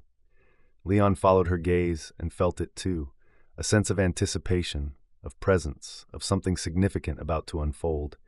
The air itself seemed charged with possibility. "They're waiting," he agreed. As families began to arrive for the hayride, Leon felt a deep sense of rightness settle over him. This was what he was meant to do, where he was meant to be. With Tamika beside him, carrying forward the story of Rebecca and Eleanor's love and dedication, he was exactly where he belonged. The lantern might or might not choose to make an appearance tonight. But either way, Leon knew that the most important light, the one that lived in the stories themselves, in the community that still honored them, in the love that refused to be forgotten, would shine bright and true. Some lights, he thought as the first passengers climbed aboard the hay wagon, never really went out at all. Chapter 7. The hay wagon filled steadily as the sun touched the horizon, the world turning the color of burnished copper. Families arrived with the kind of reverent anticipation that belonged to weddings, funerals, and other once-in-a-lifetime gatherings. Tamika climbed aboard with Leon's steadying hand helping her up, her small notebook clutched against her chest like both shield and offering. Around them, neighbors settled onto hay bales, children bouncing with excitement, parents speaking in hushed tones, elders whose families had lived in Sweetgum since its founding. Lanterns swayed from poles affixed to the wagon's sides, casting warm halos that painted every face gold. "Thank you all for joining us tonight," Leon said, his voice carrying easily across the wagon as the last passengers found their seats. His calm steadiness carried authority, the kind that drew silence without effort. "We're going to take a journey together through our town's history, through the meadows where our community was born." Tamika's heart thudded as she looked out over the assembled faces. Mrs. Henderson sat near the front, her silver hair gleaming like moonlight in the lantern glow. A knot of third graders perched on hay bales, their usual jittery energy subdued into wide-eyed quiet. In the middle, she spotted Thomas Brooks with her own parents, all three nodding with solemn encouragement. The tractor jolted forward, its engine grumbling low, and they rolled out of the parking lot onto the narrow country road. The wagon creaked and swayed, hay rustling beneath them. For a while, the rhythm of the tractor mingled with whispers and occasional laughter, but gradually the voices dwindled. People's gazes pulled toward the meadows that unfurled endlessly on either side, fields painted gold by sunset, rimmed with oak and maple aflame in autumn color. "Our first stop," Leon announced as they approached the old homestead, "is where it all began." The wagon drew to a halt beside the farmhouse, its windows glowing warmly in the dusk like eyes keeping vigil. A hush fell. Leon stepped forward, shoulders squared, voice steady and clear. In 1866, two women, named Rebecca Johnson and Eleanor Thompson, came to these meadows with nothing but determination and a dream of building something lasting. Tamika watched faces as he spoke. Children leaned forward, forgetting to fidget. Adults stilled, drawn in as if the story itself required their attention. Even the lantern flames seemed to hold steady, unshaken by the night breeze. They had been widowed during slavery, Leon continued, words deliberate, respectful. When freedom came, they gathered their children and what little they possessed, and they chose this place, not because it was easy, but because it was theirs to shape. A faint breeze lifted, carrying the scent of wood smoke from some unseen chimney. Beneath it lingered something older, earth, sweat, sorrow, persistence. The hair rose on Tamika's arms. She stepped forward to take her turn, her notebook trembling slightly in her hands, though she didn't look at it. What they built here wasn't just a farm, she said. Her voice surprised her, clear, sure, filled with emotion that had been waiting for years to be spoken. It was hope made tangible. Rebecca and Eleanor cleared this land with their own hands. They planted crops that would feed not just their children, but their neighbors. They built homes that would shelter generations. A small hand shot into the air. Emma Patterson, face sharp in the lantern light, leaned forward. Miss Johnson, were they scared?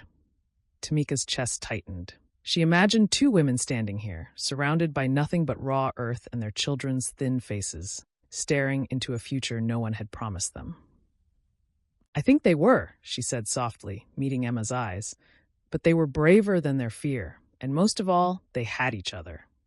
The wagon lurched back into motion, wheels crunching over gravel, and Tamika stole a glance at Leon. He was already watching her, his eyes glinting in the lantern glow. Something warm stirred in her chest at the pride shining there. Our second stop, Leon called, as the tractor turned toward a grove of ancient oaks, is where Rebecca and Eleanor established the first school for the children of Sweetgum Meadows. The wagon slowed to a halt beneath the branches. Shadows stretched long, the grove transformed into a cathedral of rustling leaves. They helped passengers down, Leon steadying the elders, Tamika offering her arm to the children. Together, they gathered in a rough semicircle. Tamika stepped forward, the weight of the moment pressing against her ribs. She looked up at the massive oak, imagining a small clapboard schoolhouse nestled here, the lamplight spilling out through rough shutters, voices reciting ABCs into the dark. Education was radical, she said, letting the words ring clear. For Rebecca and Eleanor, teaching children to read and write was more than knowledge. It was freedom. They taught by lamplight after the day's work was done. Every word learned was a brick in the foundation of dignity. Every number written was a declaration that these children would never again be powerless.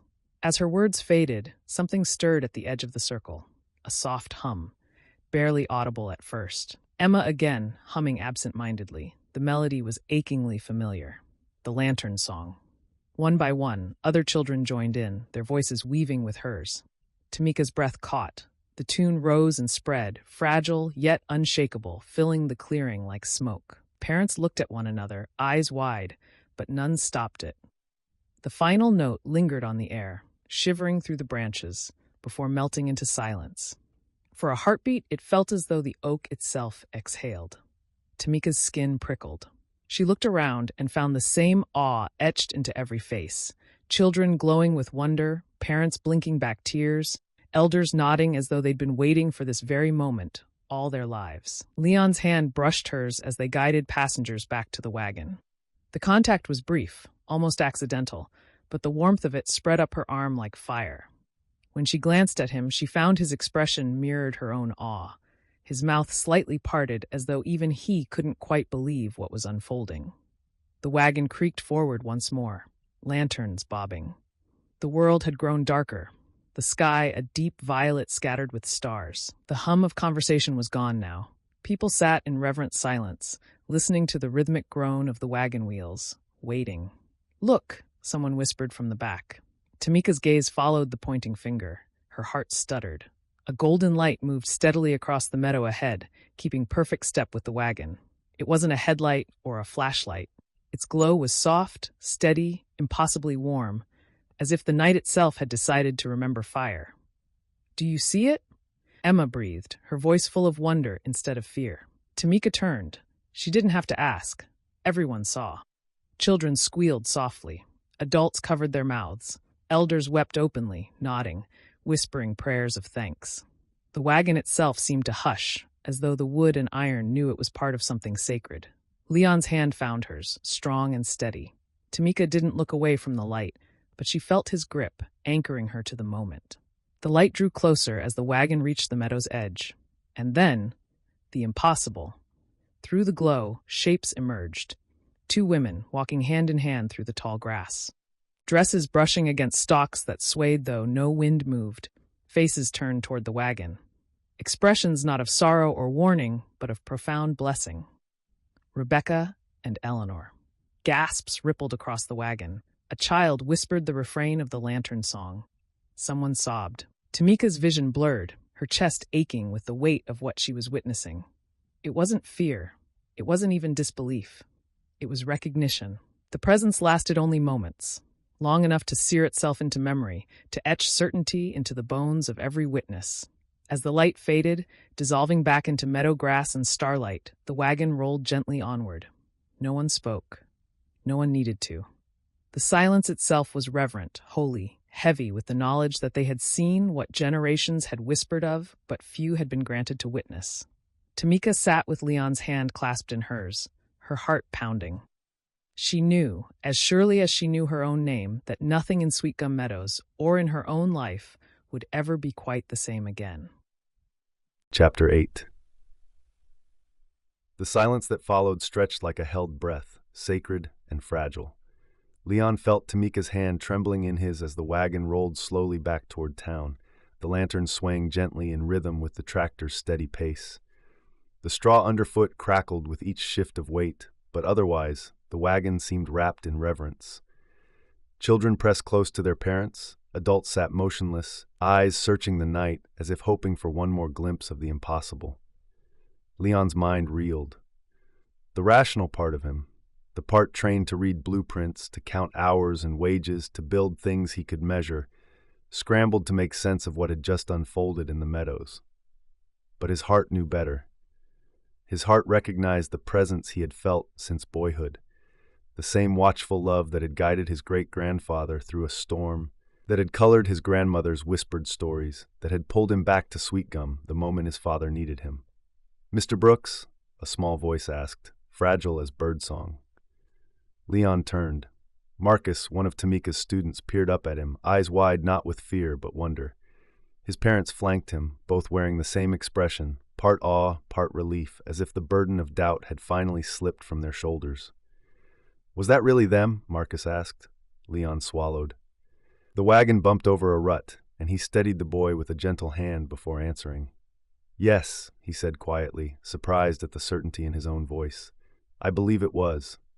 A ripple of sound moved through the wagon, not disbelief, not nervous laughter, but murmurs of agreement. Heads nodded. A woman dabbed her eyes with her sleeve. A man clasped his wife's hand tighter.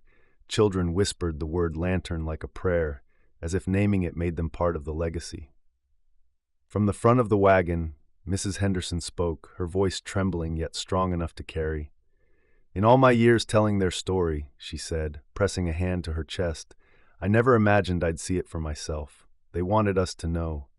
They wanted us to understand that love like theirs doesn't just disappear."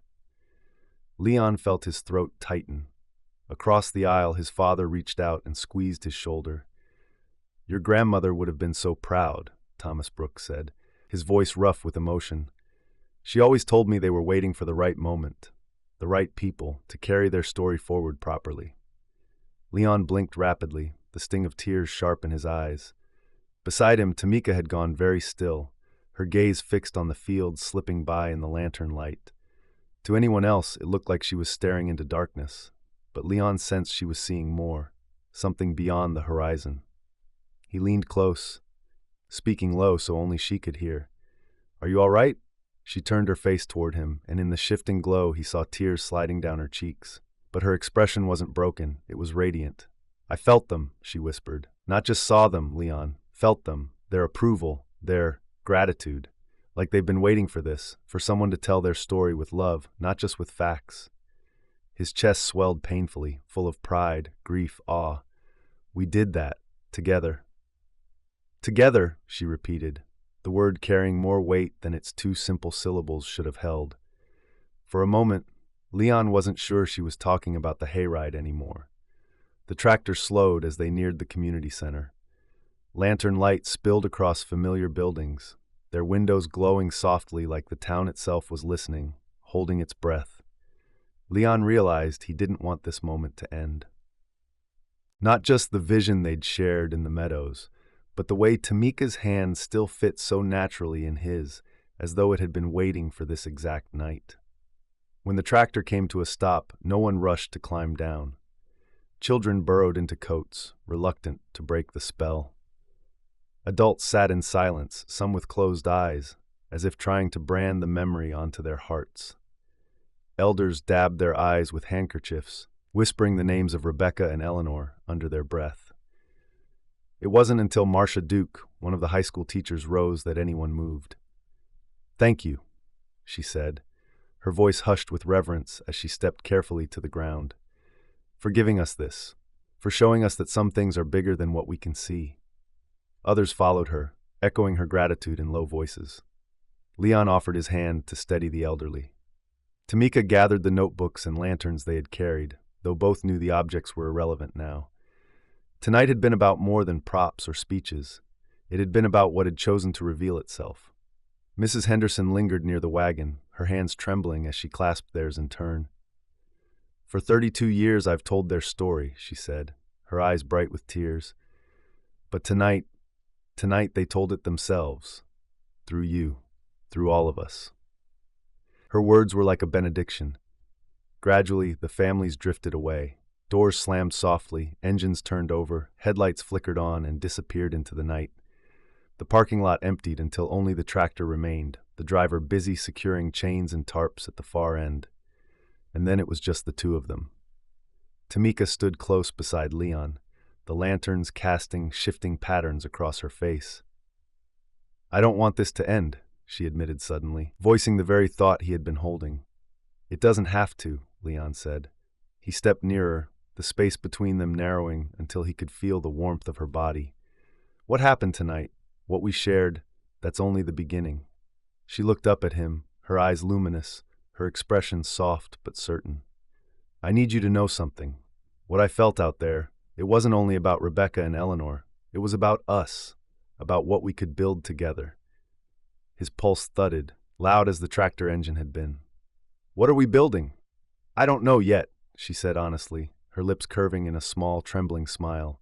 "But something lasting, something that honors what came before while creating something new."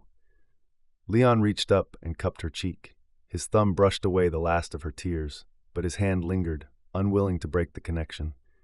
"I want that," he said hoarsely, "more than I've ever wanted anything."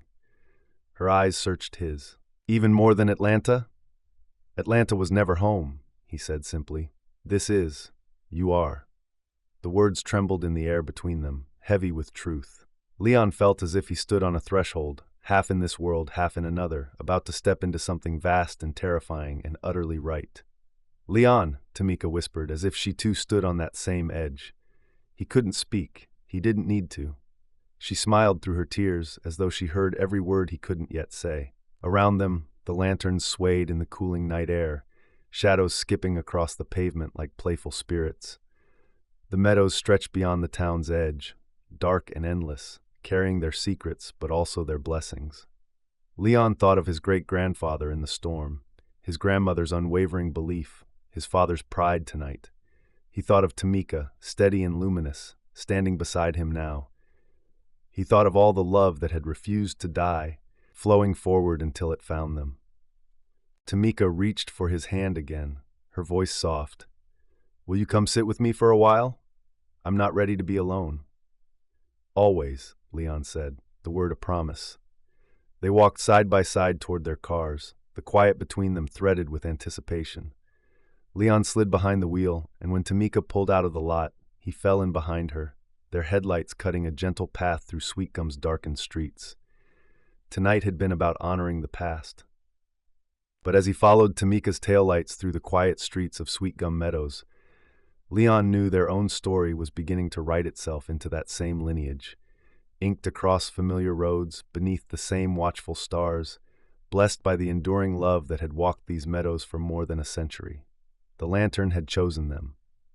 Now it was their turn to prove worthy of the choice. Chapter 9. Tamika's hands trembled slightly as she unlocked her front door, hyper-aware of Leon standing behind her on the porch steps. The painted gourd cast its golden glow across them both, and she found herself thinking of all the evenings Rebecca and Eleanor had returned home together, sharing the quiet satisfaction of work well done. "Would you like some coffee?" she asked, stepping inside and turning on the lamp by her entryway. "Or tea? I think I have some of that chamomile Ruth brought me." "Coffee sounds good," Leon said, though his voice was distracted. He was looking around her living room with the careful attention of someone seeing a place for the first time, taking in the framed photographs on her mantel, the stack of graded papers on her coffee table, the quilt her grandmother had made draped across the back of her couch. "This suits you," he said quietly. Tamika paused in the doorway to her kitchen. "What do you mean?" "Warm, thoughtful, like every piece has a story." Leon picked up a small ceramic owl from her bookshelf, turning it over in his hands. "Did you make this?" "Fourth grade art class," Tamika said, smiling at the memory. "Mrs. Patterson, Emma's great-aunt, taught us how to work with clay. I was so proud of that owl." "You should be. It's perfect." Something in his tone made her look at him more closely. He was still holding the owl, but his expression had grown distant, almost sad. "Leon, what is it?" He set the owl back on its shelf with careful precision. "I've been living in furnished apartments for 3 years. Corporate housing, hotel rooms. I don't think I own a single thing that matters to me the way this owl matters to you." Tamika felt a pang of understanding. She moved into the kitchen, motioning for him to follow. "That's what happens when you're waiting for your real life to start. You don't invest in the temporary. But what if I was wrong about what was temporary and what was real?" The coffee maker gurgled to life as Tamika considered his question. Through her kitchen window, she could see the distant meadows, dark now but somehow still alive with the memory of golden light. "My grandmother used to say that home isn't about the things you collect," she said finally. "It's about the stories you're willing to tell about them, about caring enough to remember why they matter." Leon leaned against her counter, watching her with that quiet intensity she was coming to recognize. "What stories do you tell about this place?"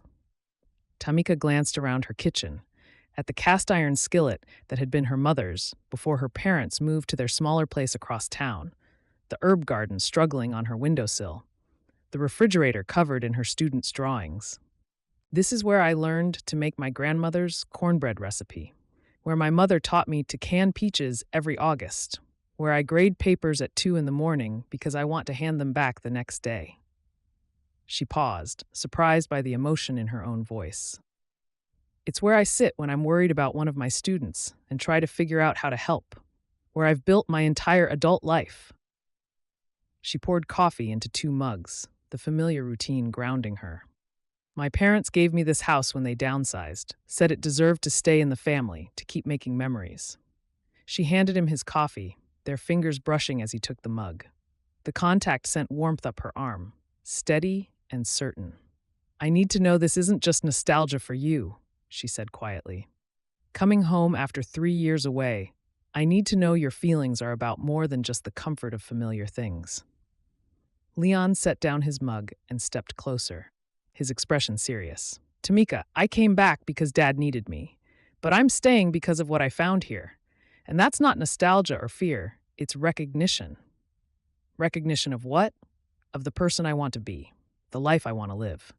He reached for her hand, his thumb tracing across her knuckles. "I don't know all the stories I want to tell yet, but I know I want you in them." The coffee maker beeped its completion, but neither of them moved. Tamika studied Leon's face in the soft kitchen light, looking for any trace of uncertainty or wishful thinking. Instead, she found the same steady determination she'd seen when he talked about honoring Rebecca and Eleanor's legacy. "This is crazy," she whispered. "We barely know each other. We know the important things." "Like what?" "Like you light up when you talk about your students. Like you believe in honoring the past while building something new.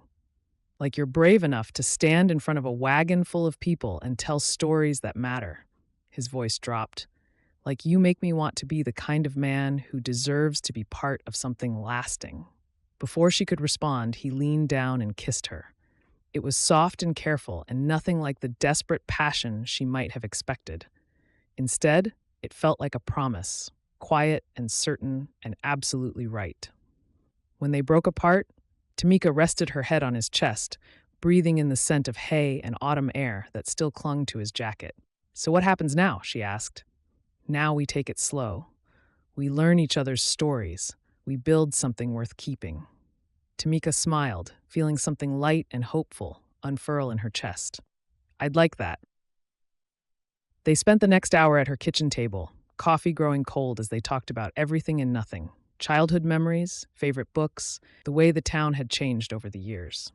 Leon told her about his grandmother's garden, about learning to drive a tractor when he was 12.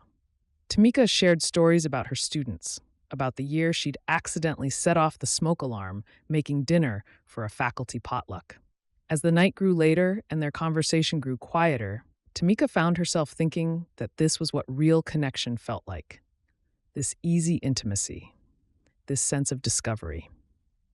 The feeling that there would always be more to learn, more to appreciate. When Leon finally left, Tamika stood on her porch and watched his taillights disappear around the corner. The painted gourd spun gently in the night breeze, catching the light from her living room window. Inside, she moved through her evening routine with a lightness she hadn't felt in years. As she turned off the lamps and headed upstairs, she caught sight of the ceramic owl on her bookshelf and smiled. Tomorrow, she would have new stories to tell. Chapter 10. Leon woke to the sound of his father moving around the kitchen downstairs, the scrape of a chair, the low hiss of the coffee pot, the quiet clink of mugs. For a moment, Leon stayed in bed, staring at the pale October light filtering through curtains his mother had sewn when he was still a boy. The fabric was faded now, patterned with sunflowers that had once been bright yellow but had softened to gold. He lay still, letting memory and reality blur. The lantern, Tamika's hand in his, the taste of her coffee, the quilt over the back of her couch, the way her smile had broken open like dawn when he kissed her. He grinned at the ceiling like a fool. By the time he came downstairs, showered and dressed, the kitchen smelled of bacon and toast. His father was already at the table, paper folded, glasses perched on the bridge of his nose. He looked up when Leon entered, expression neutral except for the telltale crinkle at the corners of his eyes. "Sleep well?" Thomas asked. "Eventually," Leon said, pouring himself coffee. He caught the quiet amusement radiating from his father. "What? Nothing." Thomas turned a page with exaggerated care. "Just haven't seen you smile like that since you asked Sally Morrison to homecoming," Leon groaned. "Dad," Thomas raised his brows. "So it's not like that?" Leon settled into the chair opposite him, wrapping both hands around his mug. How could he explain last night? How could he explain Tamika, the way she made him feel steady and untethered all at once? The way sitting in her kitchen felt less like visiting and more like arriving? "It's like coming home," he said finally, "but not to a place, to a person." Thomas folded the paper and set it aside, his expression gentler now. "That's the way it's supposed to be. Your mother and I knew within a month that we'd build a life together. Not rushing it, but knowing the foundation was solid." Leon studied his father. "How did you know?" Thomas leaned back, coffee steaming in his hand. "When being with her was the easiest part of my day, and being apart felt like work. When her happiness mattered more than my convenience." Leon thought about Tamika's face when she spoke about her students, about Rebecca and Eleanor, how passion lit her from the inside. He thought about how deeply he wanted to be worthy of her trust. "I want to ask her on a proper date," Leon said slowly. "Not just coffee after, everything, something ordinary." His father chuckled. "Son, nothing about you and that young woman is going to be ordinary, but ordinary's overrated anyway." Later that morning, Leon drove into town with the excuse of buying supplies, though he knew he wanted more than posts and nails. He needed to see Sweetgum in the morning light, needed to feel what the town felt after a night like that. Main Street was bustling, delivery trucks, kids on bikes, folks ducking into the diner, but the air carried a hum, a charged stillness beneath the routine. People moved differently. Neighbors paused mid-step, sharing looks that said, "You saw it too, didn't you?" The lantern had threaded itself into their ordinary Monday, turning errands into testimony. At Henderson's Hardware, Leon collected fence posts he didn't need. Mrs. Chen spotted him first, waving from the paint aisle. "Leon! That was something else last night, wasn't it?" "It really was," Leon said, though from her smile he knew she meant more than the lantern. "And you and Miss Bines," Mr. Henderson added from behind the counter, eyes twinkling. "That was a natural partnership." "She's an excellent teacher," Leon said, feeling his ears grow hot.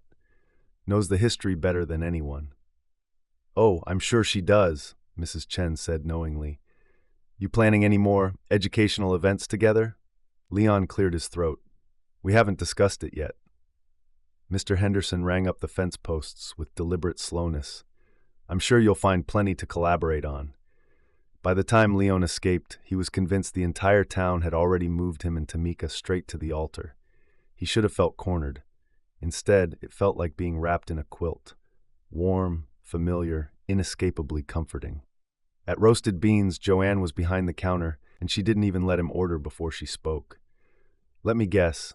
Large coffee, black, and you're working up the courage to ask Miss Bines out on a date." Leon blinked. "How did you, honey?" Joanne cut in. "The way you two were looking at each other last night, a blind person could have seen it. And Ruth already called me this morning to place bets." Leon groaned.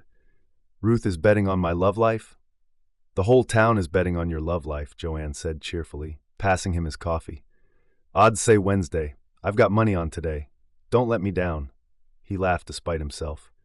"Keep it simple," Joanne said, leaning on the counter. "She's been hurt before. Don't try to dazzle her. Just be steady. Be serious. Let her see you're not going anywhere." Leon carried the words with him as he walked back to his truck, coffee warming his hands. Keep it simple. Show her he was staying. He could do that. He was pulling out his phone to text Tamika when it buzzed. "Good morning. I keep thinking about last night. All of it. Are you free for lunch today?" His heart jumped. She was thinking of him too. He typed quickly, "I was just about to ask you the same thing. Lunch sounds perfect. Where?" Her reply came almost instantly. "At school, if you don't mind. I usually eat in my classroom. I'd love to show you what my students are working on." He smiled at the screen. She wasn't inviting him into something polished. She was inviting him into her world. Not boring at all. "What time?" 12:30. "I'll order sandwiches from Miller's. It's a date." Her answer, "Yes." Our first official one. By 12:25, Leon was at Sweetgum Elementary, a bouquet of sunflowers in hand. The secretary buzzed him in with a grin that told him gossip had already outrun him. "Room 15, second door on the left. She's expecting you." Tamika was erasing her whiteboard when he appeared in the doorway. She turned, saw the flowers, and her whole face lit up. "You brought me sunflowers. They reminded me of your smile," Leon said, then instantly regretted how sentimental it sounded. But Tamika's eyes softened, and she stepped close enough to kiss his cheek. "That might be the sweetest thing anyone's ever said to me." Her classroom was alive, walls covered in art, beanbags tucked into corners, desks arranged with care. Leon's gaze lingered on the history projects, crayon drawings of lanterns glowing in dark meadows, two women hand in hand under the stars. "They've been talking about it all morning," Tamika said, following his eyes. "Emma says she's going to write a book about Rebecca and Eleanor." Leon's throat tightened. They really understood. "They see more clearly than adults sometimes," Tamika said. "Less need to explain everything away." They ate sandwiches at her desk, conversation easy and full of small revelations, lesson plans, childhood memories, hopes she had for her students. Leon found himself watching her more than listening, memorizing the light in her eyes. At one point he said, "You get this look when you talk about teaching, like you're sharing the most important secret in the world." Tamika ducked her head, smiling. "It feels like magic. Every time a child learns something new, it's like lighting a lantern inside them." "Like Rebecca and Eleanor," Leon murmured. "Exactly." When the bell rang, Leon stood reluctantly, but before he could leave, Tamika caught his hand. "Would you like to have dinner Friday? A real date." Leon grinned. "I was going to ask you the same thing, though apparently half the town has already placed bets on us." Tamika laughed, bright as bells. "Ruth mentioned the odds this morning." Leon brushed his thumb across her knuckles. "Are you okay with that?" with everyone watching? Tamika glanced around her classroom at the children's work, the trust woven into every inch of the space. I think it's nice, actually, to live somewhere people care enough to bet on your happiness. She squeezed his hand. As long as you don't mind being Sweetgum's newest romance. I don't mind, Leon said, kissing her forehead. I like the idea of building something public, something the community can celebrate with us. Friday, then, she said. Friday, he echoed. That evening, Leon sat on the porch with his father, both of them nursing mugs of coffee as the light stretched across the fields. So, Thomas said casually, how was lunch? Leon couldn't stop smiling. We have a real date Friday night. Good, Thomas said with satisfaction. He stared out toward the meadows. Your mother would have liked her. She would have said Tamika has good roots. Leon thought about Tamika's classroom, her students' drawings, the way she spoke about teaching like it was holy work. Good roots indeed, the kind that went deep, the kind that weather storms. Dad, Leon said quietly, I think I'm falling in love with her. Thomas didn't look surprised. He just nodded, eyes soft. I think you are too, son, and that's exactly how it should be. The two men sat in silence, the sky burning gold before surrendering to violet. Out beyond the farm, the meadows whispered with memory. Somewhere in town, Tamika was teaching history as hope.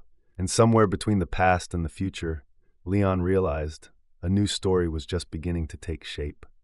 Friday couldn't come soon enough. Chapter 11. Friday evening arrived with the kind of crisp October air that made everything feel possible. Tamika stood in front of her bedroom mirror, changing clothes for the third time in 20 minutes. The navy dress felt too formal, the casual sweater too plain. She finally settled on a deep green blouse that brought out the brown in her eyes, paired with dark jeans and the boots her mother had given her last Christmas. Her hands shook slightly as she fixed her hair, not from nerves about the date itself, but from the realization of how much this mattered to her. How much Leon mattered to her already, after such a short time. It should have terrified her, this quick tumble into something that felt so significant. Instead, it felt like recognition, like her heart had been waiting for exactly this moment to remember how to beat properly. The doorbell rang at exactly 6 o'clock. Through her front window, she could see Leon standing on her porch in a dark button-down and khakis, holding what looked like a single yellow rose. The sight of him made her stomach flutter in the best possible way. You look beautiful, he said when she opened the door, his eyes warm with appreciation. So do you, she replied, accepting the rose and breathing in its delicate fragrance. This is perfect. I thought about bringing you more sunflowers. Leon admitted as she locked her door. But Ruth told me roses were more traditional for dinner dates. Tamika laughed. Ruth gave you dating advice? Ruth, Joanne, Mrs. Chen, and approximately half the town, Leon said, offering her his arm as they walked to his truck. I've never had so many people invested in my romantic success. How does it feel to be Sweetgum Meadows' most discussed bachelor? Former bachelor, Leon corrected, opening the passenger door for her. And it feels like coming home. He'd made reservations at Magnolia's, the nicest restaurant in town, but as they drove through downtown Sweetgum, Tamika found herself noticing details she usually took for granted. The warm light spilling from shop windows, the families walking hand in hand down Main Street, the way everyone they passed seemed to wave or nod in recognition. Magnolia's was busy for a Friday night, but they were seated immediately at a corner table with a view of the town square. Tamika could see the community center where the hayride had begun just 5 days ago, though it felt like a lifetime had passed since then. Hard to believe, it's only been a week, Leon said, following her gaze. Since the hayride? Since everything changed. He reached across the table to cover her hand with his. Since I realized what I'd been missing all those years in Atlanta. Tamika felt warmth spread up her arm from his touch. What had you been missing? Purpose, connection, the feeling that what I did with my days actually mattered to something bigger than myself. Leon's thumb traced across her knuckles. You. Before she could respond, their server appeared, Katie Mills, who had graduated from Sweetgum High 2 years behind Tamika and now managed the restaurant's evening shift. Miss Bines, Mr. Brooks. Katie's face lit up with genuine delight. I heard about your date tonight from my mom, who heard it from Mrs. Henderson, who heard it from Ruth. The whole town is just so happy for you both. Tamika felt flushed, but Leon just smiled. News travels fast around here. The fastest, Katie agreed cheerfully. Can I start you off with some wine? We've got a really nice bottle of local red that would be perfect for celebrating. Celebrating what? Tamika asked. Katie's eyes twinkled. Your first official date, of course. It's practically a town holiday at this point. As Katie bustled away to get their wine, Tamika shook her head in amazement. I should probably be embarrassed by how public this has become. Are you? Leon asked. Tamika considered the question seriously. In her previous relationship, she had valued privacy, keeping things quiet until they were certain. But that relationship had been built on uncertainty, on two people trying to convince themselves they wanted the same things. This felt entirely different. No, she said finally. I like that people care. I like that they're invested in our happiness. It makes it feel more real somehow. It is real, Leon said quietly. More real than anything I felt in 3 years of trying to build a life in Atlanta. Their conversation flowed as easily as it had in her kitchen Monday night, but with an added layer of intimacy that came from intentional courtship. Leon told her about his plans for expanding the farm's educational programs, his ideas for hosting school groups, and teaching children about sustainable agriculture. Tamika shared her dreams of creating a local history curriculum that went beyond textbooks, that helped students understand their own connection to the stories of people like Rebecca and Eleanor. We could work together on that, Leon said as their entrees arrived. Combine the historical education with hands-on farming experiences. Show kids how the past connects to their present. You'd want to do that? I'd want to do anything that meant spending more time with you, Leon said honestly. But yes, I think it would be incredible. Important work. Halfway through dinner, Mrs. Henderson appeared at their table with her usual librarian's efficiency, carrying a small wrapped package. I'm so sorry to interrupt, she said, though her eyes sparkled with mischief. But I wanted to give you this before I forgot. She placed the package in front of Tamika, who unwrapped it to reveal the leather-bound journal that had belonged to Mrs. Henderson's great-aunt Mildred. I can't accept this, Tamika protested. It's too precious. It belongs with someone who understands its value, Mrs. Henderson said firmly. Someone who will use it to keep the stories alive. Mildred would have wanted it to go to a teacher who believes in the power of history to guide the future. Tamika felt tears prick her eyes as she ran her fingers over the worn leather cover. Thank you. This means more than I can say. Use it well, Mrs. Henderson said, patting Tamika's shoulder before heading back to her own table. Leon watched Tamika carefully open the journal to the entry about the lantern that he'd read earlier that week. She's right, you know. It belongs with you. It feels like such a responsibility. The best things usually do.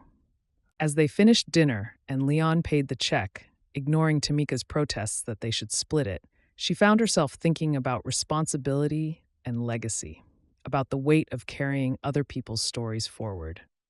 But sitting across from Leon, watching the way his eyes lit up when he talked about their potential future collaborations, that weight felt shared rather than burdensome.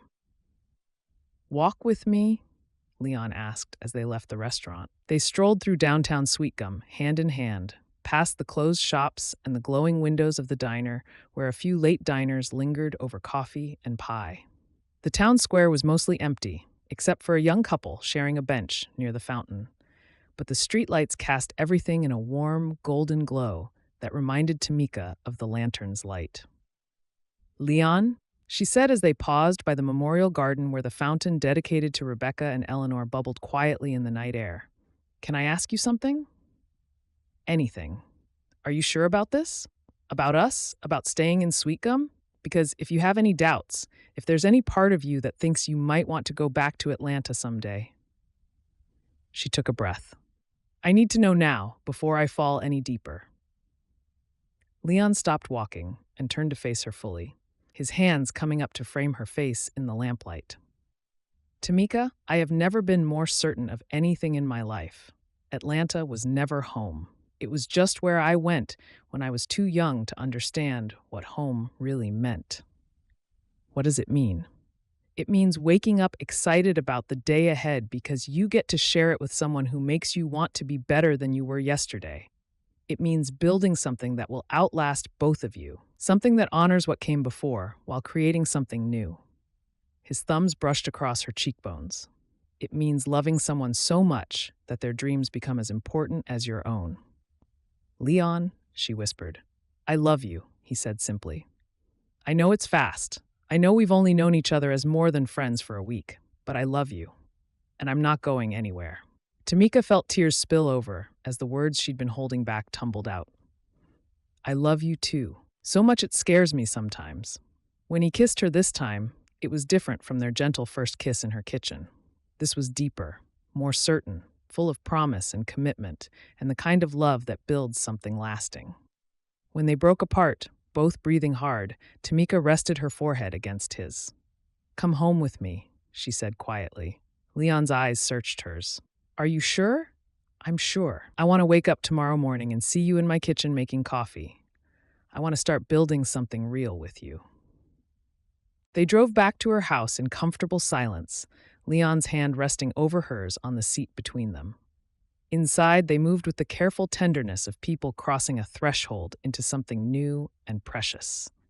Leon hung up their coats while Tamika put the yellow rose in water, both of them acutely aware that this moment was changing everything between them. No regrets? Leon asked softly, pulling her into his arms in the middle of her living room. None. Tamika said firmly, only gratitude.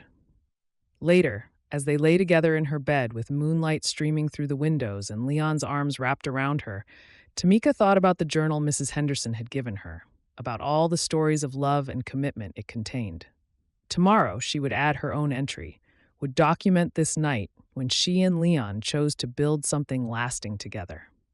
But tonight, she simply held on to the man who had become her home, listening to his steady heartbeat and feeling grateful for whatever force had brought them together, whether it was the lantern's blessing, simple chance, or just two hearts finally finding their match. Outside, the October wind rustled through the trees, carrying with it the whispered approval of those who had walked this path before them, who had chosen love and community and the courage to build something worth preserving.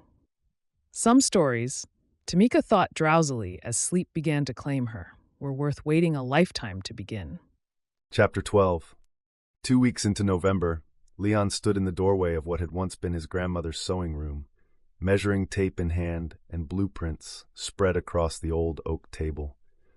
The room faced east, catching the morning light that streamed across the meadows and would make the perfect home office once he finished the renovations. From here, he could coordinate the farm's new educational programs while keeping an eye on the fields where his great-grandfather had once walked behind a mule-drawn plow. The decision to expand the farmhouse instead of looking for a place in town had been easy. This land held 4 generations of his family's stories, and now it would hold his and Tamika's as well. She had laughed when he'd shown her the preliminary sketches, pointing out that he was essentially planning to build them a wing of their own before he'd even officially proposed.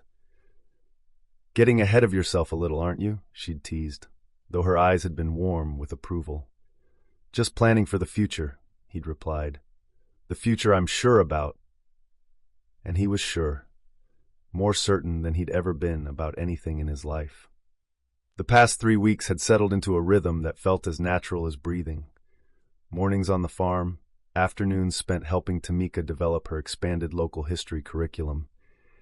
Evenings together that ranged from quiet dinners at home to community meetings where they'd become the unofficial go-to experts on Sweetgum's founding story. The response to the hayride had exceeded everyone's expectations. The Historical Society had received calls from 3 other towns asking about organizing similar events. A writer from Southern Living had contacted Mrs. Henderson about featuring Sweetgum in an article about communities preserving their heritage. Most importantly, to Leon, the school board had approved funding for Tamika's proposal to create an ongoing partnership between the elementary school and local farms, starting with monthly field trips to learn about sustainable agriculture and the area's agricultural history. Their first group was scheduled for this afternoon. 23 third graders, who had been practically vibrating with excitement since Tamika announced the trip. Leon had spent the morning preparing a presentation about soil conservation that he hoped would be educational without being overwhelming. But he suspected the children would be more interested in the barn cats and the chance to see where their food actually came from. His phone buzzed with a text from Tamika, running a few minutes late with the buses. Mrs. Chen decided she needed to inspect the first aid kit personally. Should be there by 1:15. Leon smiled, picturing Mrs. Chen fussing over bandages and antiseptic wipes, while Tamika patiently waited. The older woman had appointed herself unofficial supervisor of anything involving her children, as she called all the students at Sweetgum Elementary. He was putting away his measuring tools when he heard the familiar rumble of his father's truck pulling into the driveway. Thomas had been making daily appearances since Leon announced his renovation plans, offering unsolicited advice and thinly veiled excitement about the prospect of grandchildren in the not-too-distant future. "How's the office coming along?" Thomas asked, appearing in the doorway with 2 cups of coffee. "Slowly. I keep getting distracted by everything else." Leon accepted the coffee gratefully. "Did you know Tamika wants to plant an herb garden next spring? She's already started researching which varieties grow best in this soil." Thomas chuckled.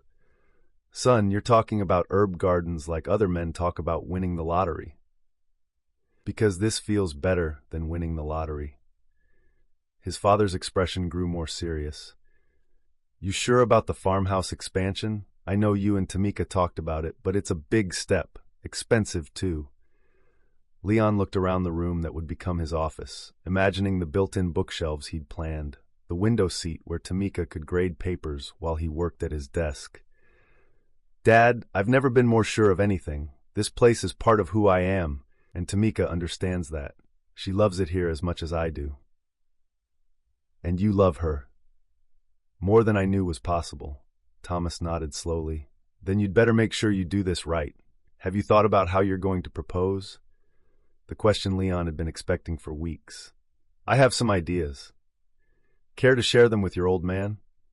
Before Leon could answer, the distant sound of school buses reached them through the open window.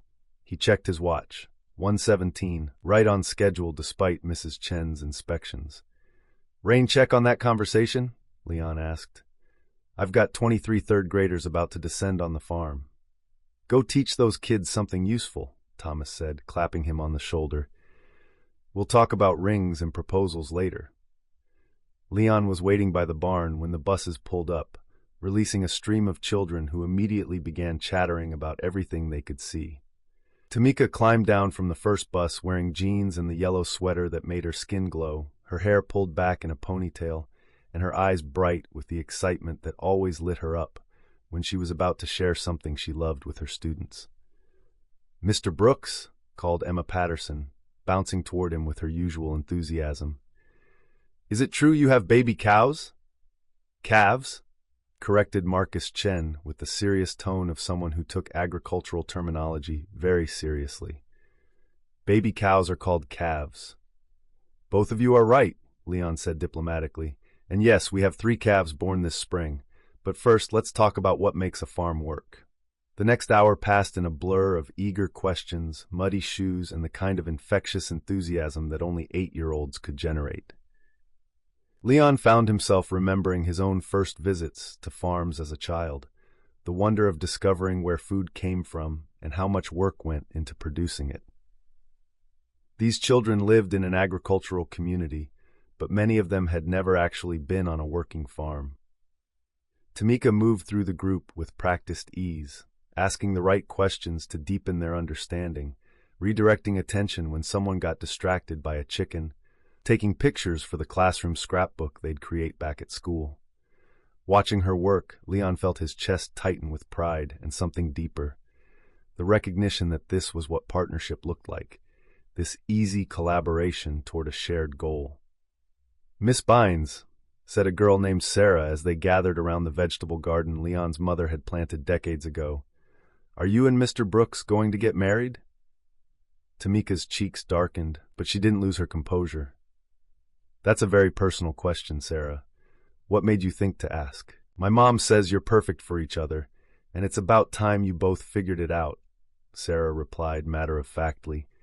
And you keep looking at each other like people do in movies. Several other children nodded sagely, as if this was obvious to anyone paying attention. Leon caught Tamika's eye over their heads and saw his own amusement reflected there. Sometimes, Tamika said carefully, when two people care about each other very much, they do start thinking about building a life together. But those are big decisions that take time and consideration. But you do care about each other very much, Emma stated. It wasn't a question.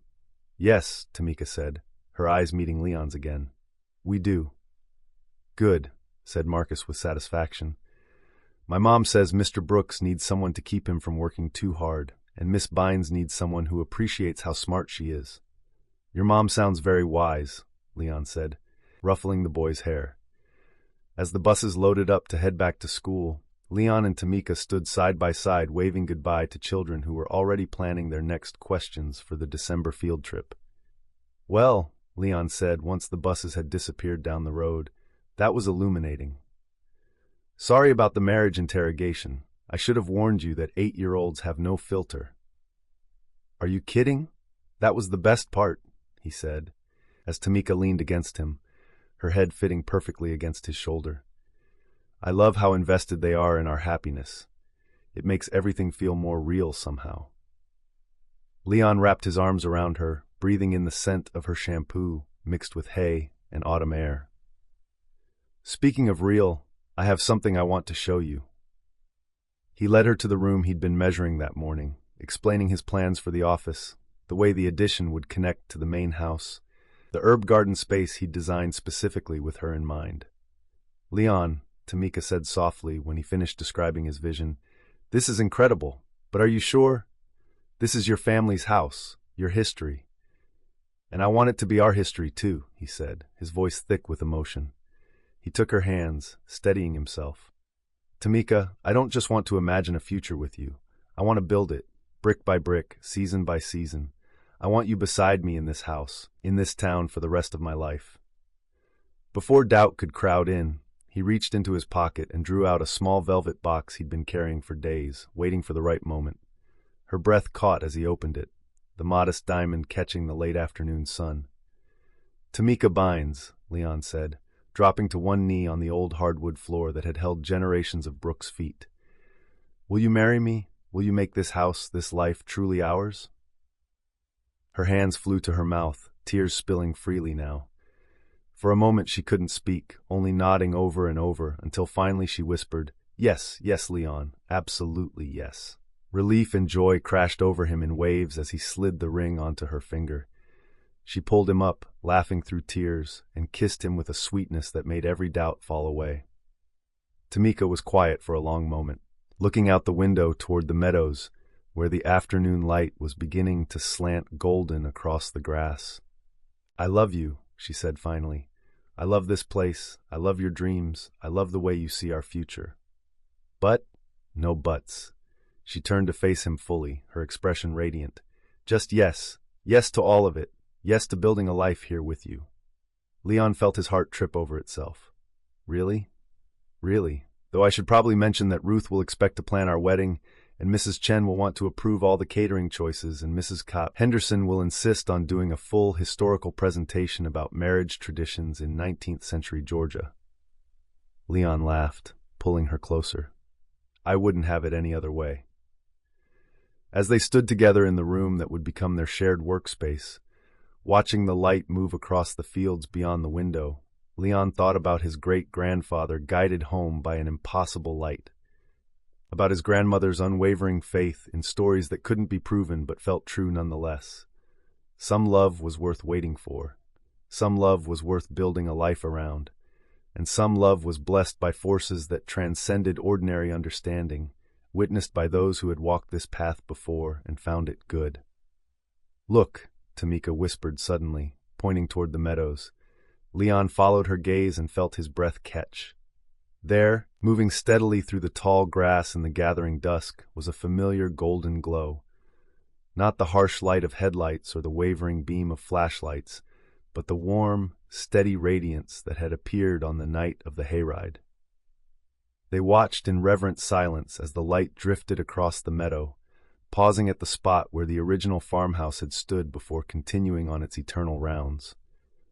And in that glow, Leon could swear he saw them.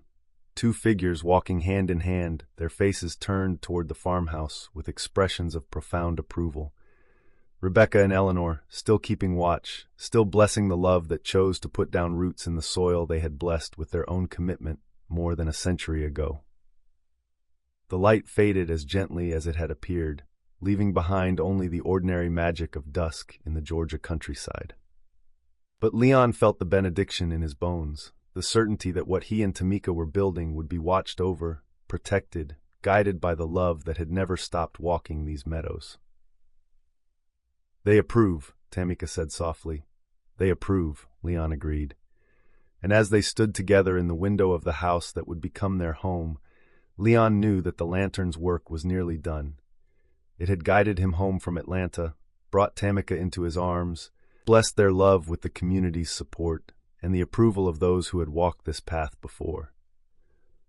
Now it was their turn to carry the light forward, to build something worthy of the legacy they'd inherited, to love each other with the kind of devotion that would echo through generations yet to come. The future stretched ahead of them, bright as a lantern in the darkness, warm as the promise of home. Epilogue. The October air carried the familiar scent of wood smoke and cinnamon as Tamika stood at the edge of the town square, watching families gather for the second annual historical hayride. Strings of lanterns swayed above the street, and in the center of it all stood the ceremonial gourd lantern Leon had crafted from their own garden's harvest. It cast a warm glow that mingled with the lights of the vendor stalls and the laughter of children darting between the wagons, their town, their home. Even after 6 months of marriage, the words still sent a warm thrill through her chest. "Mrs. Brooks," called Emma Patterson, now a fourth grader and still as enthusiastic as ever, as she bounded up with her parents in tow. "Is it true you're going to tell us about the wedding tradition part tonight?" Tamika laughed, smoothing down her burgundy sweater. "We'll be covering several traditions, including how the community celebrations that Rebecca and Eleanor established influence the way Sweetgum Meadows has always honored important milestones." "Cool. My mom says your wedding was the most romantic thing she's ever seen." Emma turned to her parents for confirmation. "Right, Mom?" Mrs. Patterson smiled indulgently. "It was certainly beautiful, sweetheart." Very fitting for our town's newest historians. As the Pattersons moved toward the wagon, Tamika touched the simple gold band on her left hand, remembering their wedding day in June. The wedding had been held right here in the town square, officiated by Pastor Williams, with what felt like the entire population of Sweetgum Meadows in attendance. Ruth had indeed taken over most of the planning. Mrs. Chen had supervised every detail of the reception, and Mrs. Henderson had delivered a historical presentation about marriage customs that had left half the guests in tears. But the moment Tamika remembered most clearly was during the ceremony itself, when a sudden breeze had stirred through the square just as they exchanged vows. Several guests had looked toward the meadows, and she could have sworn she'd seen two figures standing at the edge of the crowd, watching with expressions of profound joy before fading back into the afternoon light. "Penny for your thoughts," Leon said, appearing beside her with his own coffee mug and slipping his free arm around her waist. "Just remembering," Tamika said, leaning into his warmth, "thinking about how much has changed since last year." "Good changes?" "The best changes." She gestured toward the wagon, which was filling with familiar faces and a few new ones, families who had moved to Sweetgum specifically because of the town's reputation for preserving its history and supporting its community. "Look at that." Leon followed her gaze, his expression softening with pride. The historical hayride had become an annual tradition, drawing visitors from 3 counties and inspiring similar programs in neighboring towns. More importantly to Tamika, it had sparked genuine interest among Sweetgum's children in their own heritage. Her expanded local history curriculum was now being used as a model by other rural schools.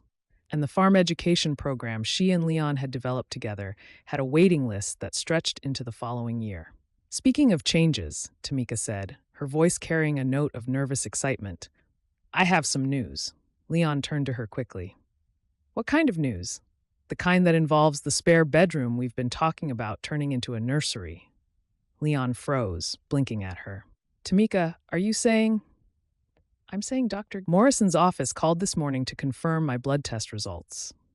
Her smile trembled as her eyes filled with tears. Congratulations, Mr. Brooks. We're going to have a baby. His coffee mug nearly slipped from his hand, but he set it down on the steps of the square's stage before sweeping her into his arms. Around them, the chatter of the gathering crowd blurred into background noise as the magnitude of her words sank in. A baby, he whispered. A baby? Tamika confirmed, laughing through her tears. Due in June, according to the doctor. Leon spun her around, right there in the square, lantern light glinting in her hair as neighbors turned and smiled knowingly.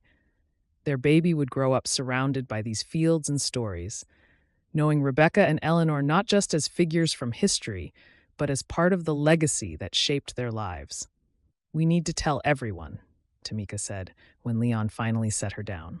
After the hayride, Leon said firmly, tonight is about the community, about honoring the past. Tomorrow, we can start planning for the future.